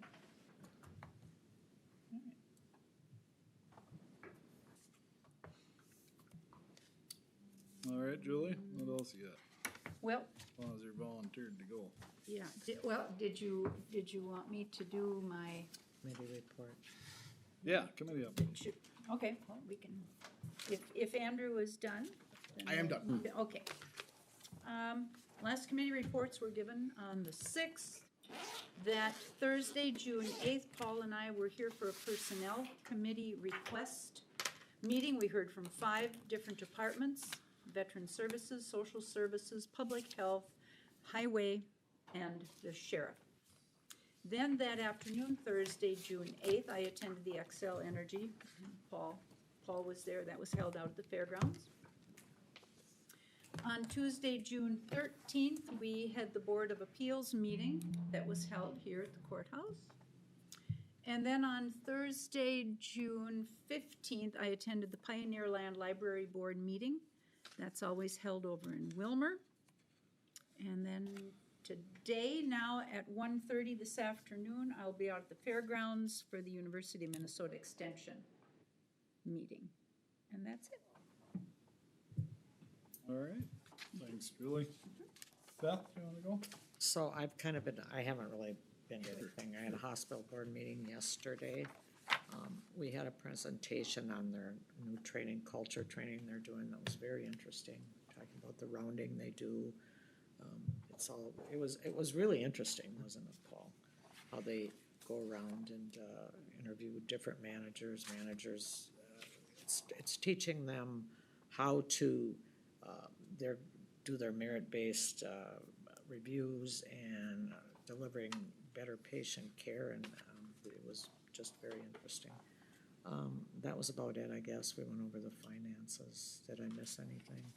No, it was, they're moving to what they hope will be market-based pay and plus a merit Right. if the hospital. The budget is also ties with it. So, Sure. so What it's doing is it's really creating a culture where the supervisors have to, I think it's 4 times a year, have a direct conversation with an employee, and then it has to go into this database. So anyone, like Kurt, can go in and look at anyone's, what they've put in about their employees. So it's kind of a good tool.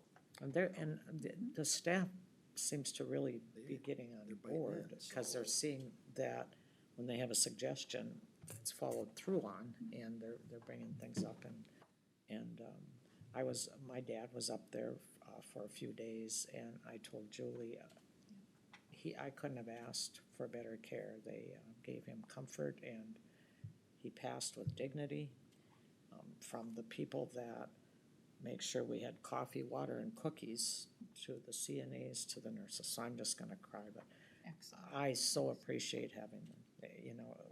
It's then when you realize how important it is, because otherwise I would have been going where, so it's that kind of thing.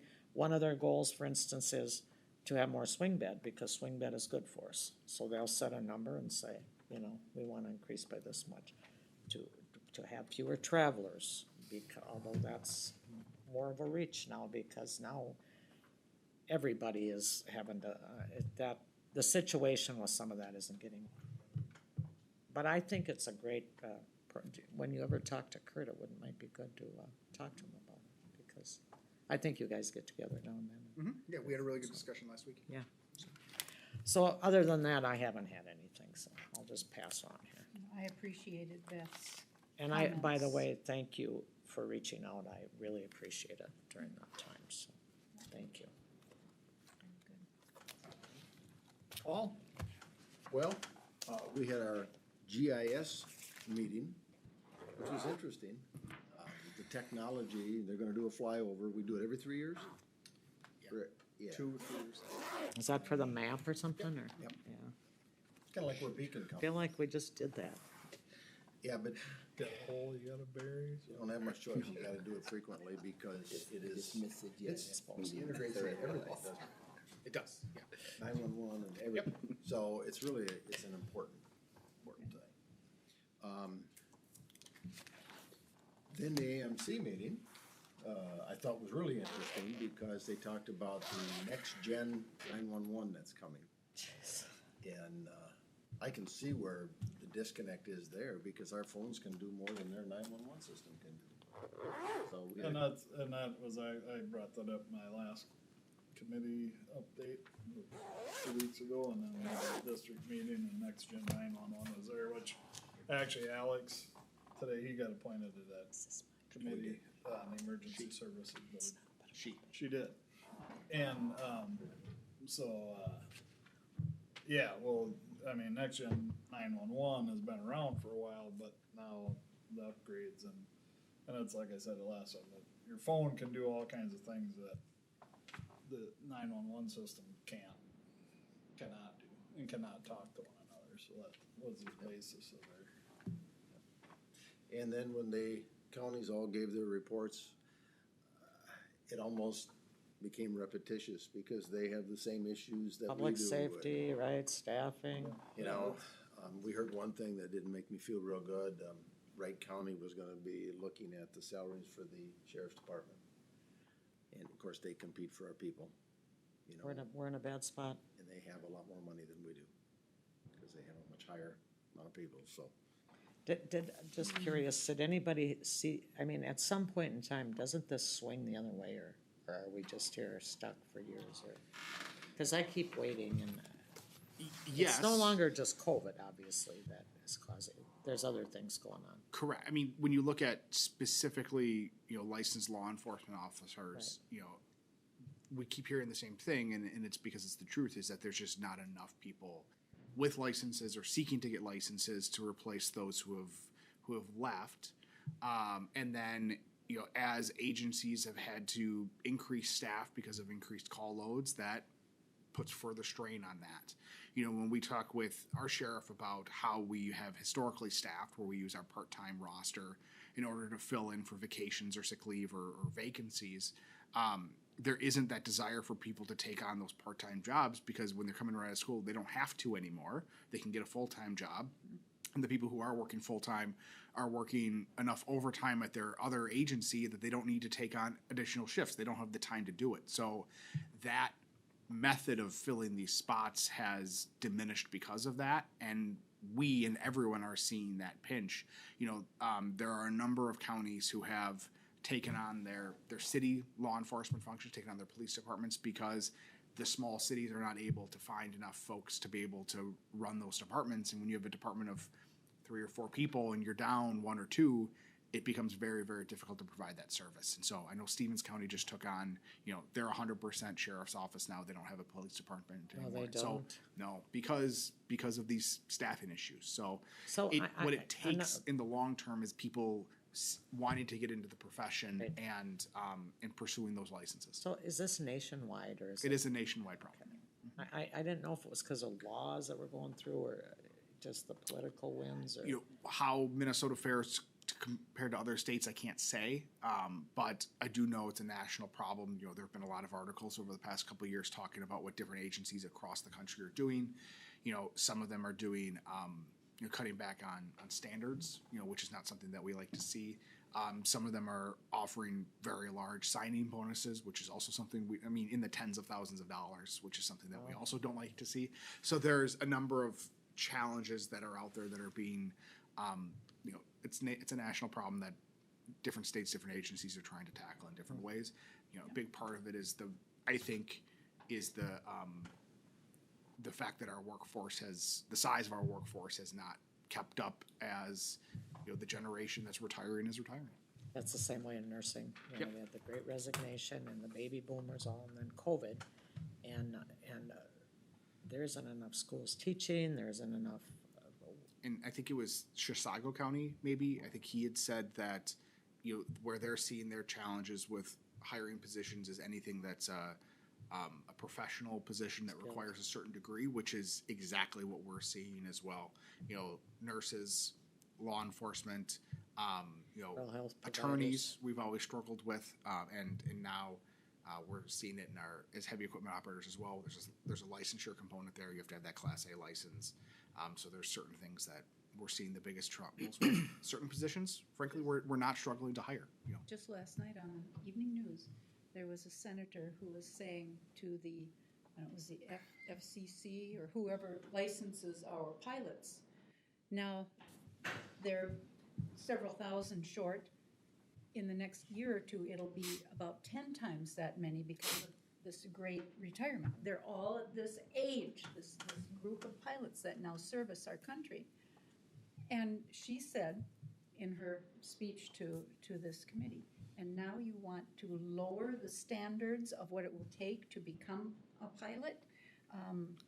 I'll remind you of that when we have the first, airplane disaster.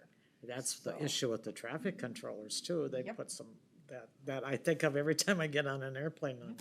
They're lowering the standards to get certified. Yeah. You should lower the price of cigarettes, and maybe that would help for them. Might. That's a high-stress job. Oh, shoot. Paul, what else you got? All I have otherwise is, I had a PAC 4 meeting, and if you recall, the gentleman from Stearns County who said, told us about the human trafficking going on up there, it was ironic because it came up in our group that there is more human trafficking going on than we even can imagine in our area. I Absolutely. didn't realize it. So, but I also learned one other thing. If you have a child under the age of 7 in a vehicle, it's against the law to smoke. Windows open or windows closed. I didn't know that. Well, I don't You can like actually get a laws, ticket but for it if you're everybody pulled should over and know you're better than smoking in that. Yeah, a child under the age of child 7. endangerment, sure. Boy, That's it. my mom and dad, I'm Oh, telling yeah. you, they both smoked and all they had was the side vents open and we'd be back there. I don't recall. If you know, remember back in that old, but Oh, man. But if you smoke with your dog in the car, you're going to jail. yeah, there. Okay. Oh, Yeah, how I things- know. Oh, I how thought things it's a change. new It is, rule it is. passed. All right, and with that, Commissioner Sheba. Oh, boy, I'm gonna be, I realized I missed a GIS meeting after Paul's report, and besides that, I have nothing. Okay. One assignment, and you blew it. I know, exactly, I was like, oh, crap. GIS, Don't forget this shoot. afternoon now. Yeah. No, that one I'll probably have to go to. All right, yeah, the MMDC, we had our budget meeting. I'm on the budget committee there. They did talk about there is a slight budget increase this year, and it's because they had plenty of funds the last couple of years with all the dollars that feds had put out. And, he did discuss with his staff already that, if things don't change within the next calendar year, you would have to probably have some layoffs or some changes to staffing. Looking forward, but he feels that they'll get things, they'll have more work in the pipeline that will change those numbers for next year, but we'll see. So I was glad that he was addressing that a year in advance. As executive director. Then the District 5 meeting, Paul talked about Next Gen 911 and their presentation to the group. And the other things that were talked about then between that and Emergency Services Board, which I had last week too, that our GIS coordinator and our IT coordinator becoming more involved with emergency services. And they, like an emergency services board, they ask, you know, how many GIS coordinators spend much time in a sheriff's office? And I said, our comments were kind of, probably not a lot, but that as these, getting these iPhones and next gen 911, as this evolves, that the GIS coordinator and IT, coordinator are gonna have to spend more time with the sheriff and emergency services to understand their needs and whatnot. So, and I know our IT department is over there quite a bit, but I think GIS is always geared towards more beacon and what's going on the map. So, but those things are changing because the technology they want to get to is where, like an Uber, where you can track the Uber how far he is from you and stuff, and emergency services does not have that capability yet. So that's where they hope to get to in the future. Other than that, I went to the XL meeting in Wilmer, and we had the tax meeting here. The tax Board of Equalization. Board of Equalization here that night. So, and that's about all I had. So I was gonna mention too, I love that Patty sends out a welcome for new staff, so we know. How are we doing on the park, the replacement for parks? I know the position's open right now. I haven't seen it. So we just started at, that closes when? I'll have to. I'm just curious, cause when he talks about being short 5 people in highway and. And they're just listed online, open until filled, or they try to give a little bit of a date, So but. typically, it depends on the position. Some of them we will list as open until filled.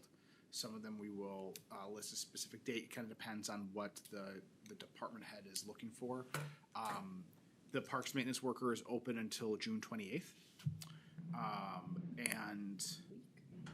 But otherwise, for example, like assistant county attorney, which just opened last week, they're accepting applications until filled, but they're gonna do an initial review after July 31st. So, do we have 2 people retiring from highway? yes, we will be having 2. One of them just announced today. Okay. I know we had a public health, that was kind of a, We've had some turnover in public health recently. It seems every time we hire someone else leaves. And so Yeah, that's been we're a little short over there right now. we've been short for a while. We've been short one full-time position for a while, and now, we had hired someone, and then someone else announced, and now we have another part-time person who's announced as well. Are they leaving elsewhere? One of them left to go work for Eden Valley School District. Another is going to be a full-time stay-at-home parent. So, All right. so they've We're gonna got have to figure out how to streamline, but I don't know how. Diane over there. I feel bad for her. And then we have some committee openings. yes, we do. We have an opening on the HRA, and we have one applicant for that. And then the other opening is on the Public Health Advisory Committee. And do we have someone who has I have- applied for I that? have not seen an application for that yet. Not yet, okay. So those are some things that we can think about.